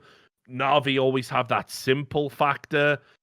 Trust me, the difference between being second in the world and fourth when you have a lineup like this is really pronounced. Yeah, this is actually one of the things that I actually think I nailed when this lineup was made, which is, if you remember, when I said last year I would consider bringing in a Stu2K type player, the whole point is I didn't mean for Taco. I meant, like, let's gamble on one of the other big names, swap them out for Stu2K, and then the idea is we're trying to mix up our style. We're giving a different look to it, but we're going to retain a lot of the base of the team. So even though I can't put it all on one player swap, and it's not about Stu2K or particularly Taco, there is a difference when you see the team without Taco. Like, they had a lot more consistency to the team when they had him in. Like, you knew exactly how they'd play on certain maps. They very rarely were ever going to get blown out. And one of the factors as to why this is, so the upside of having Stu2K is you have got extra firepower and you've got even more versatility. And it means that in theory, if everything goes perfectly, your ceiling's even higher than it was. The problem is your ground floor got lower as well, because with all that skill, with all that individual ability, you do lose some of the, I mean, it's very dodgy to say team play aspects because you don't really know what goes on in a team, but you lose some of those aspects that, to me, are what creates stability that actually makes a team like consistently perform at a certain level. And one of the reasons why, if you want a psychological reason, is because when you have a player like Taco, who you know is never going to carry the game, is never going to be the guy who gets all the frags in this scenario, is never going to be the guy you set up to get all the kills, is never going to say, you know what, actually this round I feel like open, so I'm going to go to this spot here and, like, just set me up for a flash me in. Like, when you know none of that can happen, it just streamlines everything for everyone else. Everyone else in the team knows, like, right, we're not winning at the moment. One of us is going to have to step up. I'm going to have to step up. What, on this map? It's my map. I'm supposed to do something out in this position. I'm supposed to get all the kills. As much as it sounds mad, the reason I think super teams don't tend to work, and when I say work, I mean they don't become number one. They can win, but they don't become number one. The reason why is exactly that factor. Is because even though all the star players think to themselves, well, if I had another star player with me, I'd be even better, right? Because the two of us are sick and we both know what it's like to be a star player. It's like that doesn't quite work though when you've got like 3 or 4, because then it becomes in your mind exactly what you just said. well, I don't have to do it all myself now, do I? Yeah, I've got this guy who used to be a carry. He used to carry his team. And everyone is now chilled. Everyone thinks they can have a game off. Everyone thinks, it's not a big deal. I'm doing badly. Someone will pick it up. If you're Nico and the old mouse sports, there's only you can pick it up. If it starts going badly, you better start shooting people in the head with a deagle. That's the only way you're going to win this game. And as much as that sucks that people get put in that position, the reason it tends to produce brilliance from the guys who have the hard carries, because they know every day they've got to do it. They're the only one who can carry this fucking game. So, like, that's one of the reasons why with this team, Liquid, I wasn't out on them after the major. I told people I'm not going too hasty on this one. I think that's like a one-off against Ents. It's fine. So I still think they're a really good team. I even think, in line with what we were saying about the map pool, they actually do now have the map pool to beat Astralis. Like, I think they will take another victory against Astralis at some point in the future, because the one thing they have that the old Liquid didn't have is the map pool to do it. Like, the old Liquid, they weren't even playing Dust too much. They never played Overpass because they were bad on it. They tried to play some Train because they'd made Overpass their veto. And obviously they got like one win there, but then didn't get much beyond that. So it's like they just never had the matchup. Nowadays, they have the matchup. They have the skill edge even. So they could do it. The problem is they're also not going to be as consistent, in my opinion, against the teams below them. So they will probably lose to an RV sooner or later. They might lose to an Ents in a best of. These things can all happen. So like it's hard to know what to tell them to do, because obviously I'd stick with this lineup for a while, let it fully run its course, see where it goes. But like anyone who saw the iBuyPower Masters tournament, and I don't know why people would do this, but they do, and just went, Dren's fixed everything and he's tactically made the team brilliant, and we're probably just going to beat Astralis every time we play them now. It's like, if only life were like that, lads. You don't just come in and fix one thing and then everything gets amazing. So, like, especially while you're also tweaking other things while you're fixing things. Yeah, exactly. So they are still a very good team, but in many ways, they're another team that's out there where it's like, part of what makes it depressing if you're not an Astralis fan is it's like, do you look at any of these other, like, even if Liquid beats Astralis, that doesn't mean they'll necessarily win the tournament. And that's kind of a tough spot to be in, because step one of that plan's still fucking hard just to beat them. Yeah. Well, to put it into context as well, before we move on to the news, there's an article on VP Esports that was published today by Nidra. Some people might not know him as a writer, but he has been around a long, long time and covered many games. He's done a lot of writing about, I want to say Dota in the past. I know he was covering Artifact, bless him, recently. But he's a very versatile writer. He's been in the scene a long, long time. And what he did is he did a statistical breakdown of just how dominant Astralis have been. If you're in any doubt that they are the greatest CSGO team and one of the greatest Counter-Strike teams of all time, because this is like very games in source levels of dominance. It is stupid. He measured their statistics across the 18 LANs they attended, of which they won 12 and had 18 from 18 top 4 placements. I will say one thing though. Here's one thing I'll say, right? Normally, it would pain me to do this, Richard, because I like to promote people's work in esports. I like people who put in the hours. And I will say, I actually worked with this guy a long time ago at SK Gaming, and he is a hard worker. He has a guy who's put in his graft. I think he worked at Gosu Gamers, which means he's been under some fucking slave drivers. So on the one hand, it pains me to have to correct him. But then I do just remember in 2014, around March 12th, where he was one of the chorus of Eastern Europeans telling me to go fuck myself. So I'll actually take pleasure in saying this, which is, if you're going to make an article entirely predicated on stats, you better get the fucking stats right, you moron. So, for example, which one first did thing I did, well, immediately when I opened that up, I went down and I saw best of 3 record. It says they've lost 7 best of 3s. That's not true. And the reason why he hasn't got it right, I already can tell what it is he's gone and looked on Wikipedia and he's looked at all the playoffs, right? He forgot that when they played that first Star Series tournament, all the matches were best of 3. So he's missed where they lost to like G2 in the group stage stuff. So little lesson for you there, old pal. When all you're doing's numbers, you better get the numbers right, hadn't you? That does fucking make up the 5% of the podcast, which is settling petty grievances. Yeah, exactly. There we go. We got it in the end. But aside from that, if you ignore where he's fucked up that one tournament, the rest of it is obviously, it's interesting to see. Does that not impact on the rest of the stats? Probably does. They've probably got a couple of other ones wrong, so he probably hasn't got some of them. Whatever. Well, to put it in context anyway, he says that their match record, I'm pretty sure that would be unscathed by that, is 83 for 11, which is like an 88% win rate across all of those LAN events. And more interestingly as well, I couldn't believe it was this high. It can't be 11. That also must be wrong. He's also missed off a couple there. There's no way they've only lost 11 maps. Come on. 11 matches.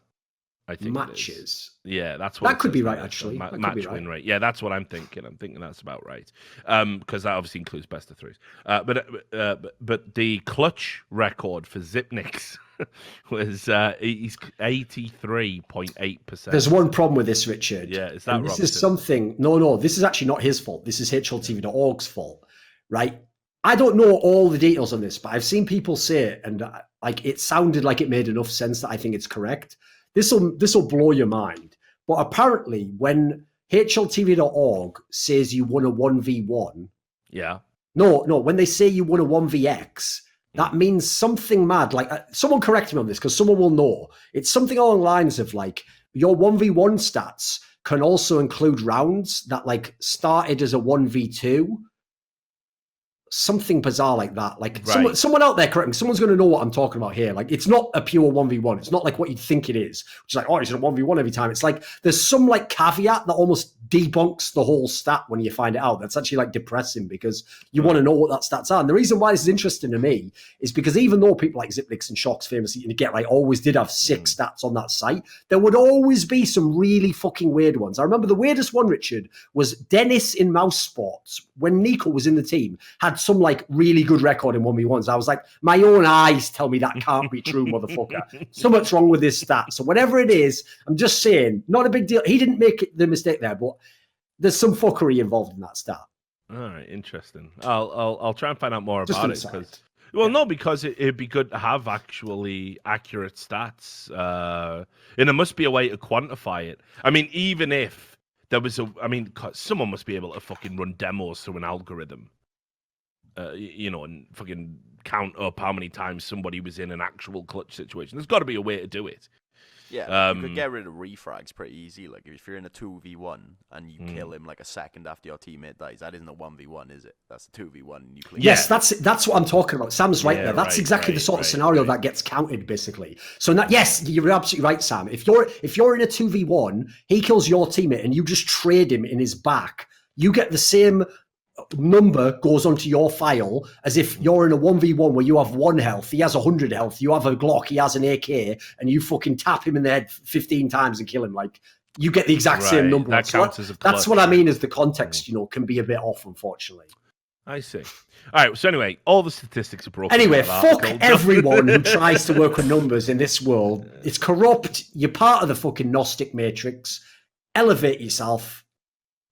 Something believe. Right, excellent. Right, let's do a news roundup then. What's been going on? Let's start with the debacle at Rogue continues, believe it or not, even though they've already pulled out of CSGO. They announced when they said they were disbanding that their last competition would be the Season 7 of StarLadder. This is mental, isn't it? Yeah, but now they're not going to be competing because in a statement they released, Rogue said, one of our players' new teams has informed us of a scheduling conflict that will not allow him to compete at StarLadder without our full 5-man lineup. We will be unable to attend the tournament. It has been a great run for Rogue CSGO, and while this is not the way we wanted it to end, we thank you all for your immense support and hope you're back in the future. So there's 2 ways that you can look at this. Either Rogue did legitimately let a player that was still on the hook to represent Rogue into some mad contract and have been cuckolded brutally, or they're full of shit and just didn't want to pay the money. I don't know which one I'm inclined to believe. It could be neither's either. Good. Yeah, but both ways point to gross incompetence. Of course. Yeah, that's what's brilliant about it, isn't it? So, haven't even. Here's the worst thing, Richard. Yeah. Like again, I'll give you 2 other versions of looking at the same exact details and coming to the same conclusion. Either what they're saying there did happen, which means that it's so stupid they couldn't even think of a plausible lie, or you're ready for the real kicker. That's the plausible lie, and it's even worse. So again, it's not a great choice either way, is it? I mean, the reason that I introduced the idea of them not paying, not wanting to send a team is like, why the fuck would you pay a very, what I'm sure is quite substantial expenses to get your team out to Shanghai, Sure. to have them compete in a tournament where it's highly likely they're not going to do anything because the players aren't motivated because they obviously don't have an organization and they're not a five anywhere moving forward. And on top of that, you've got this other potential where it's like, what do you really get out of it? Like, what do you really get out of it? Like, even if they had a mad run and made it to the final, it ain't your fucking org they're repping because they're not in your org anymore. So what does it mean?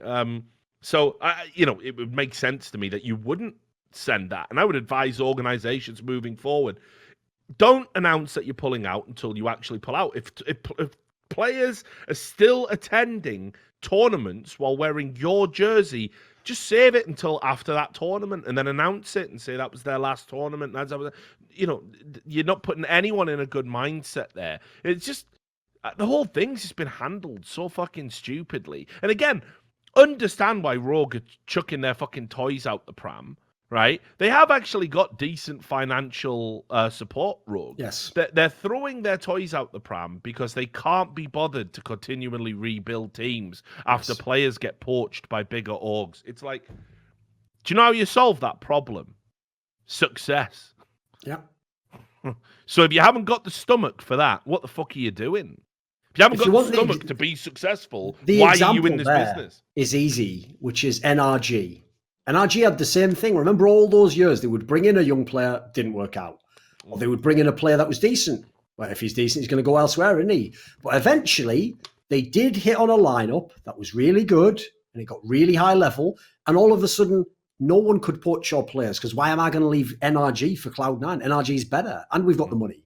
That is what that has to be the end goal. So again, like you say, you're either in it for the course and you're going to go to that point, or just give up now. Because what other solution is there? Like, there's three solutions in Counter-Strike. You buy a really great team already. That costs a lot of money. I would say prohibitive at this point in time. You buy a team that's not very expensive and it becomes shit. You maybe did that at some point, say. Or you buy a team where it's like a reasonable gamble and you're gambling that some of the players get really good. The third one's what you got to be doing, because that's what almost everyone's trying to do at the moment in this world where no one makes any money. So that is basically the business Rogue was in. Now, I get it. It sucks when the players keep leaving. And then obviously what's depressing is the names that you're getting given on your little shortlist next. You're like, oh, fuck, they're even worse than the players I just brought in that turned out to be better than I thought they would be. Like, I can't keep picking these players up. It's diminishing returns. Well, sorry, that's just the nature of the business. Like, as all these other cunts in the world take on $1 million billion of investment, you're all going to do this to each other. It's also a mad game of attrition chicken where it's who doesn't. It's like, what's mad is, at the moment, esports is just who doesn't go broke first.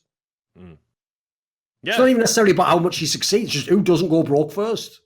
Yeah, exactly. What kind of fucking world is that to live in? I get it if you don't want it, but if you're in it, know that's the world and fucking embrace it. Well, yeah, and it's not like they don't do other games and haven't been through this a million times. It's like, at what point do you start questioning your own strategy for success? That's crucial, I think, because Rogue are notoriously a team that is, when things finally start going right, they lose their players. Well, how is it that other organizations of similar stature are able to hold on to theirs? Yes. Right? And that's where you need to start identifying it. Are you an asset flipping team? Are you? Is it in your credo that you will always fucking sell for profit? Well, if it is, there's your problem. Those teams are never successful. I'll tell you about another one called Copenhagen Wolves, who did it in every game. And they had to do it to keep the fucking lights on, right? Now, there's a lot of respectability in being able to do that, right? And being able to say, look at all the great fucking champions we've produced across multiple games. We've got great scouts, or whatever you want to call it, in esports. But at the end of the day, you have to embrace that as an identity. You can't just be the team that's like, right, well, we were in CSGO, we finally built a team, we finally got MSL coming in, we finally got a coach coming in, we finally got a lineup who works. Whoopsie, we've decided to sell him because I'd rather have 40 grand in the bank. Well, right, go fuck yourself then if you ever want to talk about the problems of fucking esports. Because, you're profit motivated. This isn't a profitable business yet. Take all that slush fund money that's coming into your org and do what everyone else does. Just piss it up against the wall. We'll talk about it in 2 years, whether that was a good idea or not. But if you want to be successful, that's the formula right now. Other bit of news, there was a strange one. Bond joins Win Strike. Like, we were just talking about how Bondic was like, had a pretty poor time at Gambit, had just been released. Didn't take them long to find a team. This is like when fucking Steven Seagal starts doing the straight-to-video movies, isn't it? It's like, it's still Steven Seagal, but it's like, do I even care anymore? No, but here's what's weird about it. Like, first of all, I think Windstrike are a decent and upcoming. They have some okay team. players, actually. No, but I mean, like, and it's not just about Norbit, like they've got Kvik, who's been playing well. They got Boomic, This is actually not a bad team. They did pretty good in the CIS qualifier. Had some good, moments in the, in the major, although it wasn't sustained by any stretch of the imagination. And you could see they still needed a lot of work moving forward. But there's some promise there. But they let Waylander go. Now, look, I've said for a while that Waylander's a hit or miss player. Like, no doubt about it. I mean, hilariously, when he had some of his tournament worst statistics, that's when Vaxuk said he'd suddenly decided to cheat. And there was threads about, look at Waylander doing these info logs. Yeah, can't hit anyone, of course, with that fucking sick private aim bot that he bought for fucking $20,000 or whatever your theory is. Still can't kill anyone. Might want to get a refund on that. But they decided to replace him with Bondic. Now, look, maybe Waylander is the guy to cut here. Sure, agree with that. What did Bondic show you in fucking Gambit that made you think he's the answer? I do not get this move at all. And I don't get it from a Win Strike perspective rather than a Bondic. He must have been he's laughing all the way to the bank. He fucking loves it. CIS region at the moment is the most impossible to figure out from the outside. I don't know what personal relationships are driving these moves, what financial considerations. It's one of the only scenes where, to me, it's almost I can't even conceive of why these moves happen and why a player goes to this team over another one, why they wanted some of these players. The last few months have just been confusing move after confusing move. Well, yeah, and it seems strange to recycle somebody like Bondic in a region that is actually producing decent talent right now. I would be more inclined to go and find some of these other players that are coming through in these tier 2, tier 3 CIS teams and just roll the fucking dice. I mean, you've already got some of them that have proven that it's worked. Bondic feels a very regressive move, but maybe they're bringing him ahead, a bit of leadership, a bit of experience. I can't speak to what the thought process is, but just overall, I don't think it's what Windstrike needed at all to kind of kick on to that next level. So, yeah, not the right move for me. And then the other one as well. Whenever I see Virtus Pro news, I'm like, oh, yeah, they do still have a team, don't they? They are still limping along. I think them and Virtus Pro and Gambit have the same grasp on the concept of retirement as fucking Vince. Yeah, I got a good.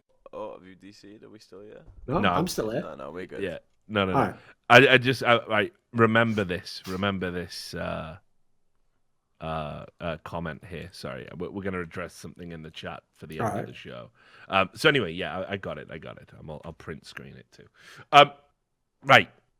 So yeah, I agree with you. It's just fucking so stupid that they're just letting this brand dwindle out like that. I do not understand it. You have all the money, by the way. We all know that. When you were holding on to the Golden Five, that wasn't really the Golden Five, and repping Poland and repping these legendary players. Virtus Pro, I understand the need to be a Polish team. What is Polish in your DNA? Historically, very little, right? Yes. That's the reality. So you're a CIS regional org. Why are you now still going through this fucking rigmarole of trying to find 5 exceptional Polish players? It cannot be done. Not exceptional, good, sure, but you were once a top org in the world. You were once number 1 in the world. Why have you just drastically realigned your assessment of your own brand based on nothing? You still have all the same money. You still have all the same fans. You still have all the same global reach. You could cut fucking Mihu and Snatchy and Bialy and Snacks and announce a CIS super team tomorrow. And trust me, if anything, it's going to give you more of a pop, more support. Sure. Right? By the way, I'll tell you something that'll trigger you. Go on. Now, I did only read this in a Reddit comment, so it could be implausible. It's the sort of thing people usually write on when they say it, though. Apparently, Snacks is the in-game leader again. Brilliant. Brilliant. It's like, there's no even response to that, because it's just like, why are we doing this again? Did we not learn? It's like, yeah, exactly. It's like history just doesn't work in esports, does it? It's like everybody is just locked into some insane cycle of making the same mistakes repeatedly.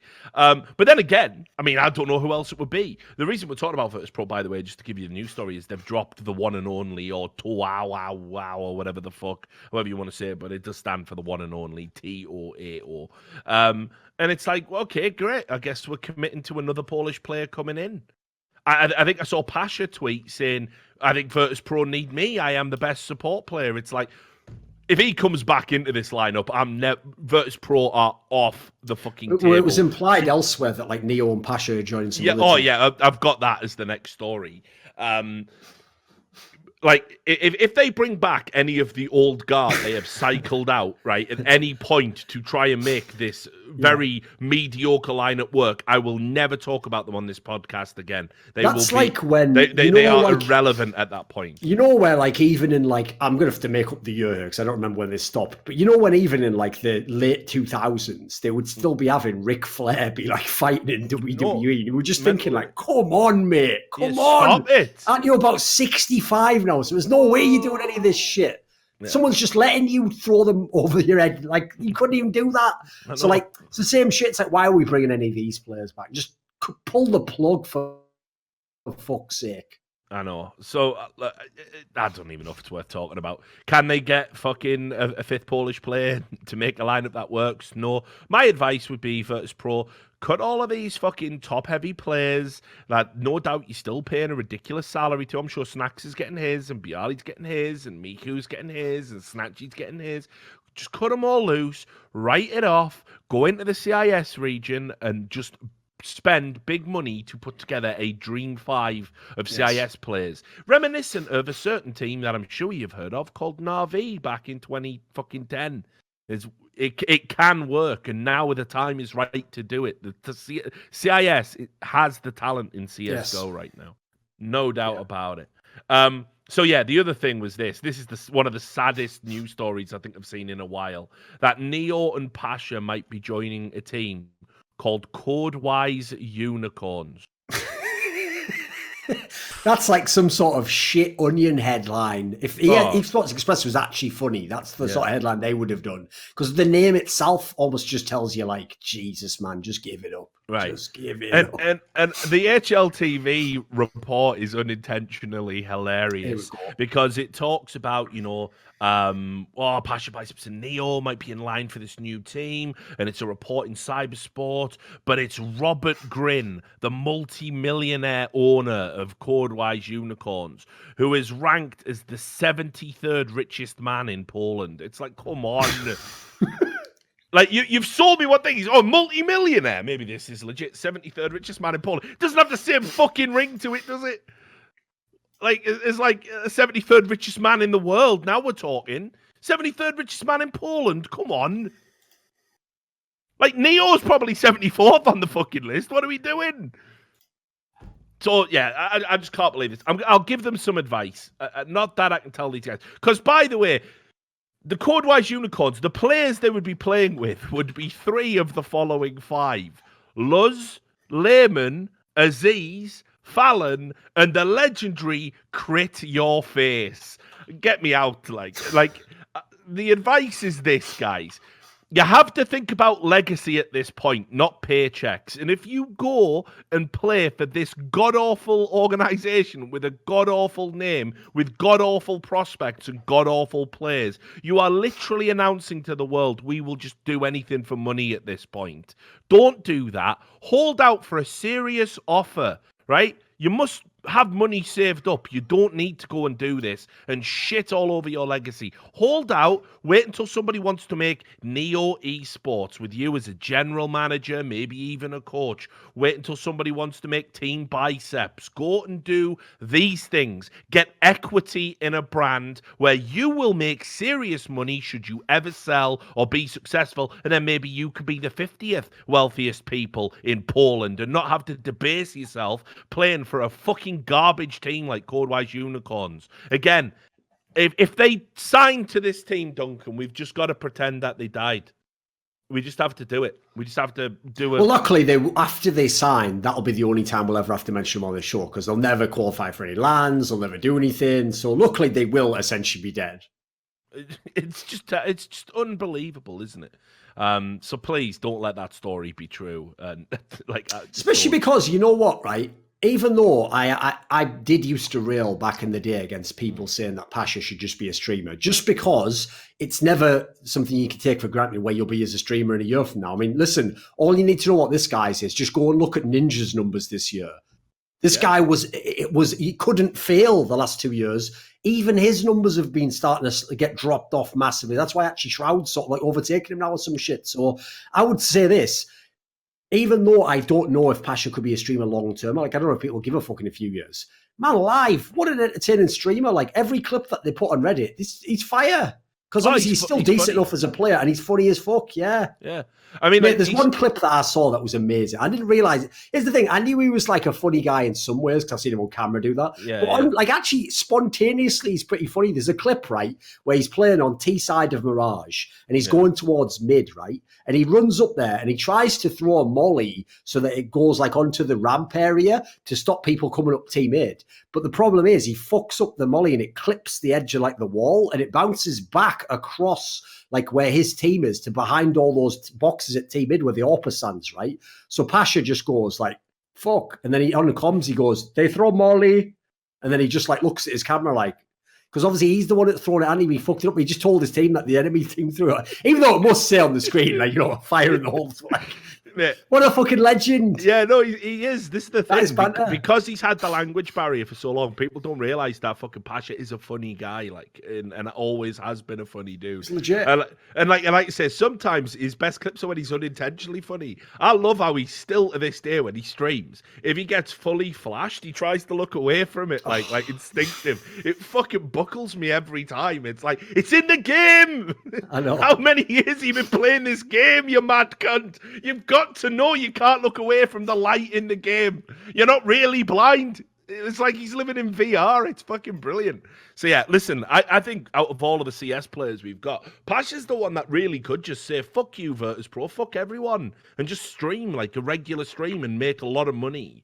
And I hope he does that. And he should sign up to one of these agencies that are out there now if he hasn't already. And that's what I agree with you. I think he should be thinking about that. You know, if he doesn't want to run a team or be the face of a team, he'd be fine as an independent. You know, it's just sad. The money if he had the right people, the money he could make for the sponsorship and stuff like that, fucking big boy shit. Oh, mate, serious, like he'd be fucking rolling in it. He's already made serious bank. I mean, Jesus Christ. No but like, yeah, he can get to that next level. That's what I'm not joking when I say, by the way, he could climb the ranks of wealthiest person in Poland. I do understand, by the way, before people come in the YouTube comments, why are you saying you do know Poland has created more millionaires than the following countries or whatever? Like, yeah, we're not saying Poland is a poor country. We're just saying 74th in any country outside of maybe like a superpower or a country like India or something, right? Like, you know, when you're just in a regular European country, like if I said, oh, he's the 75th wealthiest man in the UK, I'd be laughing about that as well. Well, I looked it up actually. Like on that list, it just listed it in Polish zloty, so I had to do like conversion. But apparently that guy has like $146 million net worth or something, which is not obviously for an individual. That's good. It's fuck all for a businessman though, by the way, guys. Like, you know that famous thing where in China they just have like fucking hundreds of billionaires. Like they don't give a fuck. Yeah. And I won't say what I was going to say. So we had 100. I'm saving you. Episode of 4 weeks. I know. It's because I need you to come back. Right, let's do the questions from $100 patrons. Jerky's Minion, one of our $100 patrons and long-term supporter of the show, asks, what do you guys think of Rambo as Cloud9's head coach with this whole roster shit show that they have going on right? First of all, I'll say that Rambo is somebody I really respect in the game and in the space. I definitely think he knows what he's talking about. I think he's been an unsung hero at places like Complexity and everything else, and very much a team player in the sense of his work ethic and how he approaches things. Cloud9's just a mess right now, though. I don't really think he sort of has any authority or influence. I think they've appointed a coach to almost like everything they're doing right now. It's to placate the fan base and make it look like they're doing stuff, but they're actually not doing stuff. There is no cohesive vision for Cloud9, not in terms of lineup, not in terms of... I mean, here's the thing, if you're Rambo as well, sure, I'm the coach. Well, what lineup have we got this week? You know what I mean? Like, what any coaching you did in the previous week is out the door as soon as that next player leaves. And that, right, okay, new player coming in. Right, let's start again then. Nope, sorry. Right, now you're getting this. Oh, Keogh's leaving as well as he. Is there any point in me doing my job today? So I do have a lot of sympathy for the position he's in, but equally, right now, as things are positioned, I don't think Rambo's really doing all that much. I think he's just there to say, look, we do have a coach. Yeah, I would echo a lot of that. Like, this is a guy I actually know a lot better than a lot of the old school people, because it's a guy I actually wrote one of my guides with back in the day, like literally 10 plus years ago now. Obviously knew him in 1.6. And so he is a guy who has a good mind for the game. He definitely was a great player, and some of it was from hard work. It wasn't all just from talent. So these are all great qualities to have as a coach.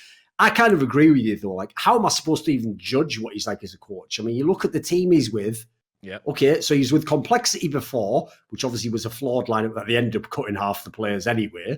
So it's not like they just blamed the coach on that one and thought that the coach was the problem. With Cloud9, he's only had these weird teams he's inherited where it's got all these issues with the lineup. And at the moment, no one knows where it's going. In fact, I even saw, based on all the clips, because now that Flusher's back in Sweden, he's been streaming a bunch, right?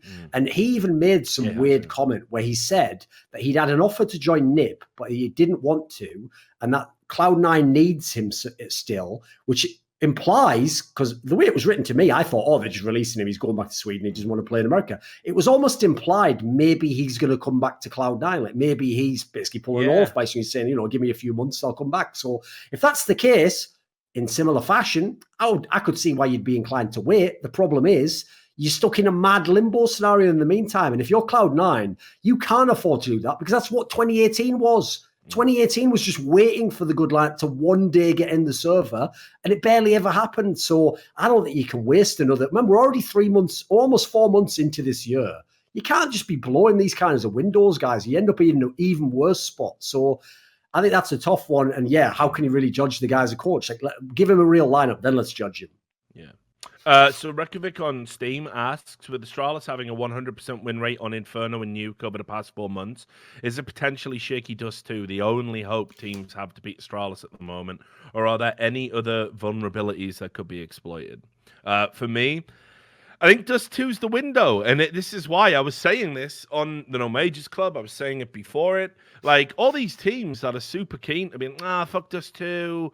Yeah, it's like every time there's a new map that comes in, or an old map gets brought back with changes and alterations.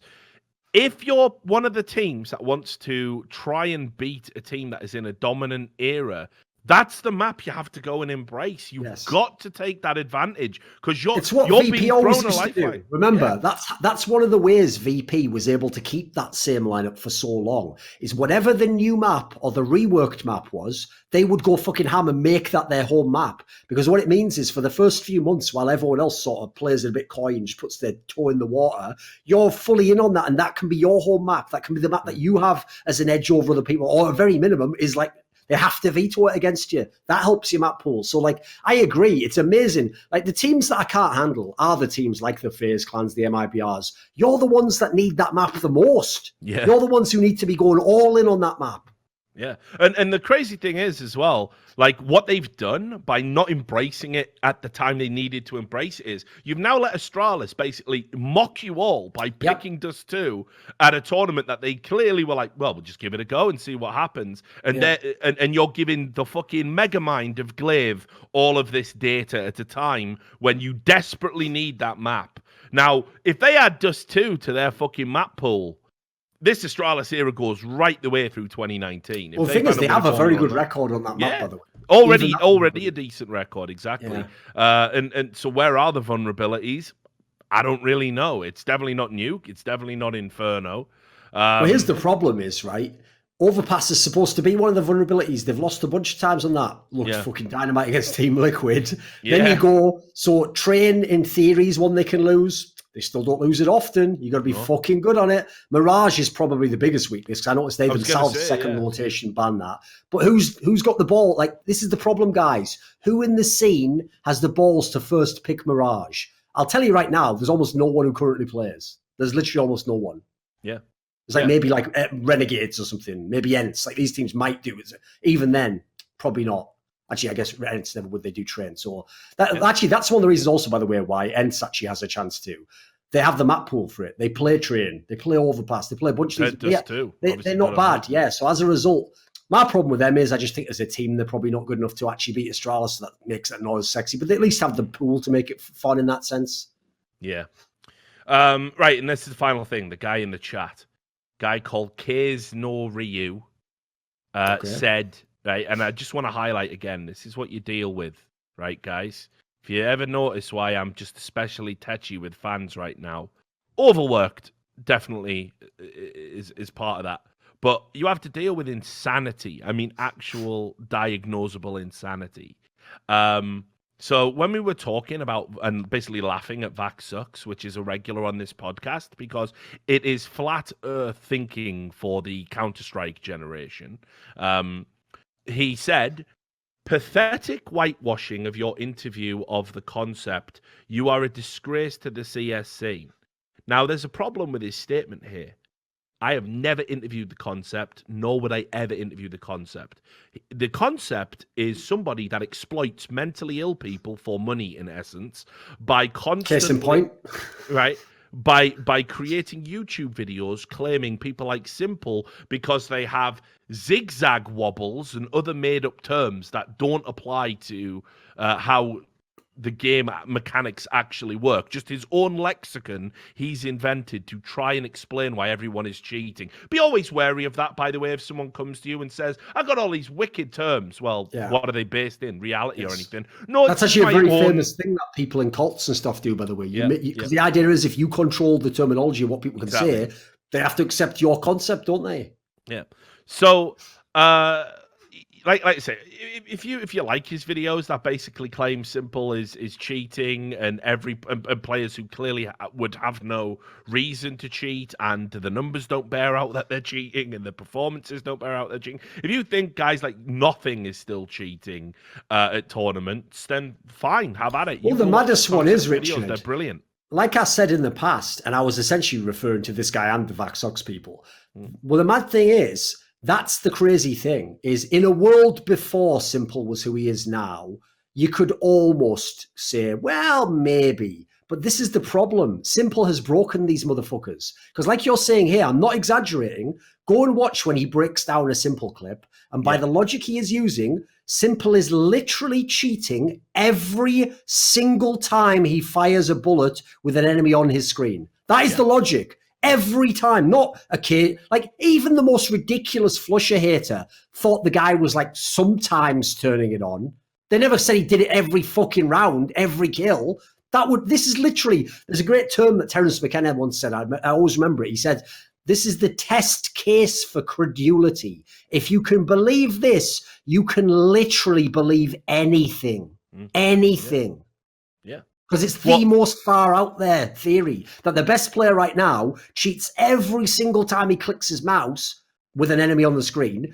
And yet nobody can even find this guy. No one can even crack anything about this guy. There's not even a single investigative journalist in the world that has a lead on this guy and is going to catch him. Whereas, by the way, I know we don't have Pulitzer Prizes, but if you could break the story that Simple is cheating all the time, you will be a motherfucking legend in this industry and you will be remembered forever. So if you think there's no incentive for people out there to find this out, you're crazy. Yeah. Crazy. I mean, you think about how there's a lot of people who didn't know who the fuck I was till the I Buy Power thing went down. And yeah, exactly like you say, that there's an element of my career that I owe to that incident. Yeah. But yeah, just madness. So yes, I whitewashed an interview that only happened in your mind. If you're still listening to the podcast, I do recommend that perhaps you can talk to somebody. I'll wager you still live at home with How your did you parents, whitewash probably. it as well? That's the part. I mean, I guess it never happened. So well, it never happened, so it's definitely a moot point. But I think what he meant is that because I laughed about Vax Sucks, I am ignoring summaries of the things that in the interview that didn't happen. I'll tell you another thing, guys. Another thing that kills the cheating community is every now and then, because I like it, I'm never going to close off an entire area and say it's impossible. Every now and then I'll think to myself, right, you know what? I'll give it another go. And I'll ask people, or I'll go and search what's the best evidence. And the people that will put you off the cheating community the most, as in the concept that everyone's cheating, are the exact people where, say I did a tweet right now, I'll give you an example. If I did a tweet right now, tweet at me the most compelling clip you've got, right? First of all, I would get all those old clips from that fucking Prove Watch, which was like the clip of Shocks and the clip of Flusher from about 4 years ago that were like vaguely sketchy. Then I would get the clip of Ziwu, which was just because it was a fucking Spectator bug and it wasn't in the POV. I would get all the least compelling clips. They wouldn't give me the best ones. And that isn't, Richard, because they are just like randomly spamming me. That's because that's the grade of person who's in this community. That they see the most like vague, like, could that be cheating? And they know it's cheating. And in fact, that's all the evidence they need. They don't need a smoking gun. They don't have a clip that's a smoking gun that they can show you. Well, no. And let's be clear as well, right? So it's not that this guy is speculating. At least Dan M, right, like got to a point where he was like looking at clips and going. He was also pretty funny inadvertently. Yeah, and the fact that he looked like Bennett from Commando always. He was just like some cunt out of the Trailer Park Boys, but who found Counter-Strike instead of, I don't know, alcoholism or something. Yeah, like whatever you want to say about Dan M, I actually thought he was a likable guy. Like, I mean, I had him on the show, called him out, he said some ridiculous things. It was good times. But let me just tell you, right, in a video called CSGO Pros Are Cheating, right? Not maybe, or look at these dubious clips.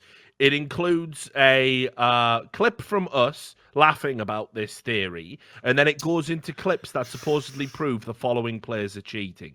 Xantares, Taco, Simple, Nico, Taco, of course, Get Right, Forrest, Nifty. Think about where he is now. Imagine how bad he must think Taco really is if Taco's cheating now. Kenny S, Shocks, and then, hilariously of all, there was some footage of where Zeus had to stand in for Team Liquid, right? He's got a clip of Zeus standing in for Team Liquid, claiming Zeus is cheating because he gets a double headshot through smoke. If this motherfucker isn't fucking out to lunch, right? Yeah, not even Zeus, not even Ukrainian Zeus, Brazilian stand-in coach Zeus was cheating as part of this massive conspiracy. At what point are you going to fucking accept this guy is fucked in his feed? Wake the fuck up. And people are going, great video, yep, I had to stop watching CSV. Sadly, I can already tell everyone, hello to everyone in the new concert video where we're at the beginning of the video and it's like, the conspiracy deepens, they deny it still. It's like, that's also something. Why are we in a video? Because that's the element to the conspiracy theory I'll never be able to fuck with, Richard. Because obviously I know that I am me and I know the thoughts in my own brain. It's like, it's one thing that they think everyone cheats. It's also an essential part of their cognitive dissonance that the reason, Richard, no one's found out that everyone cheats is because we're part of we're like controlled opposition who keep everyone down. It's like, well, that's the one thing I can confirm to you I know isn't true. I don't know if people cheat. You know what's mad? Simple could cheat, but I know I'm not literally being paid by the fucking, I don't even know who the equivalent would be, the shady fucking legend who's giving me some retainer every month. By the way, I was going to make a joke that, see, this is how bad it's gotten. I was going to make a joke like, hit me up for that retainer, but then obviously that'd definitely be in the video, wouldn't it? So it's like, whatever, I'm just going to let it go now. I'm just going to let it go. I mean, it's ridiculous as well, seeing there was another coach famously who had to stand in called Hardstyle for Spaceall. I can't wait to see the bust video on him, because that one frag he got did look pretty. Fucking get me. These morons, man. Again, same thing, right? The idea thinks Zeus as a stand-in is cheating in the one game he's standing in, which, by the way, would get him instantly fired and sort of like no career over as a coach. The idea he's doing that's another test case for credulity. It's like the question at this point becomes, who wouldn't he believe's cheating? Yeah, exactly. Everyone, right? Because he literally does believe everybody in the pro scene is cheating. Everybody. Here's a question I have for you. This is actually because one of the things I'm good at coming up with, right, is sort of like lateral thinking that comes to a question that exposes that something can't be true. So I'll give you. So I, for example, back in the day, I told you that if they ever wanted to prove Flusher didn't cheat, you just have him play on a machine that no one's affected in any way. He has to aim lock because they claimed that was a natural movement, and logically they would prove that it could be possible. They never did that, which is very suspicious, I have to say. But here's a similar question: if cheating on this level exists and it works, why did none of the girls do it and just become a top player? Why doesn't Zaz just start cheating, who, by the way, would be an incredibly marketable player, and get to the top of the male scene? Remember, all the other male pros are cheating, so they can't call her out. They'd have to actually accept, and in this political climate, they'd have to accept her. She would be so rich, so famous, and if everyone's cheating anyway, she's not even gambling that much. Like, why has not a single one ever done it? Come on. Just never happened, has it? I mean, the one time we had was with that chick who blamed Clara, right? That was funny. That was funny though. Oh yeah, definitely funny. So yeah, just utter madness. But sure, I whitewashed an interview that took place in your mind. And then somebody actually said in the chat, the concept has videos on Sass and Giuliano. Oh no. Get me out. Think about that for 2 seconds. So what? Well, here's the thing though. I have realized, Richard, that what people do is whenever they hear an opinion they don't like, and it was even vaguely close to something you or me said, in their brain they just go, chuck that in the box of what he said, and then they just repeat it later. And it's like, but I never said that though. And here's how I know they do it, Richard, because I've had this line in reply, and every time I have it, I'm literally almost just like, right, that's the end of that. I'm off. It's when they say this, Richard, they go, you said this. And you go, I didn't say that though. They go, sounds like something you'd say. It's good. Right? So sounds like something you'd say. It's been a good run, but how am I supposed to respond to that? In other words, your brain has modelled that I would say that. Well, I can tell you I think we've nailed where the system's gone wrong here. It's your brain. There we go. We found what the input error is. Your brain. They'll never accept that it's their brain. Never. Anyway. No. That is the end of the show. Just a final shout out, obviously, to rivalry.com. Imagine this cunt like some fucking Principal Skinner, just like, is it possible that I'm out of touch? No, it's all the pros. All the pros, even the women. Yeah, look at these. Look at these coaches standing in. Yeah, look at these assist wobbles, for fuck's sake. Can't make those up. Anyway, whatever, man. Like I say, it's sad, really, how easily exploitable that audience is. I toyed with the idea at one point, by the way, of creating an alter ego, like that talked with like a voice changer, like that fucking, what's he called, the masked magician that reveals all the tricks, and basically be like, basically be like, have a YouTube channel called like, and he does it again. Yeah, lifting the veil, and just make deliberate nonsensical claims and all of this, and then just reveal it once it blew up on like Vaxux or whatever, and everyone said, "Oh my God, look, like this guy says he works at Valve and all of it, and look at these clips. He's right, and just be like, no, I made it all up, and you guys are all fucking mentally ill." Peace. But it was too much work for not really a great payoff, which is what we call the truth, which is we already know it. So anyway. That is now time to wrap up the show. So shout out to Rivalry.com. Go and support them this tournament of Star Series by enrolling in Thunderdome. You can put an exclamation point Thunderdome in the chat to get more details about it. But basically, you make predictions completely free to enter, and you win money if you get your predictions correct. It's a real great feature that they're doing. And remember, it's not gambling. It's a game of skill. Like all prediction-based stuff, it's like doing fantasy. So go check it out. It's really good. And again, you can use the sign up TDRLS to say that it was me that sent you there, and that's good for me too.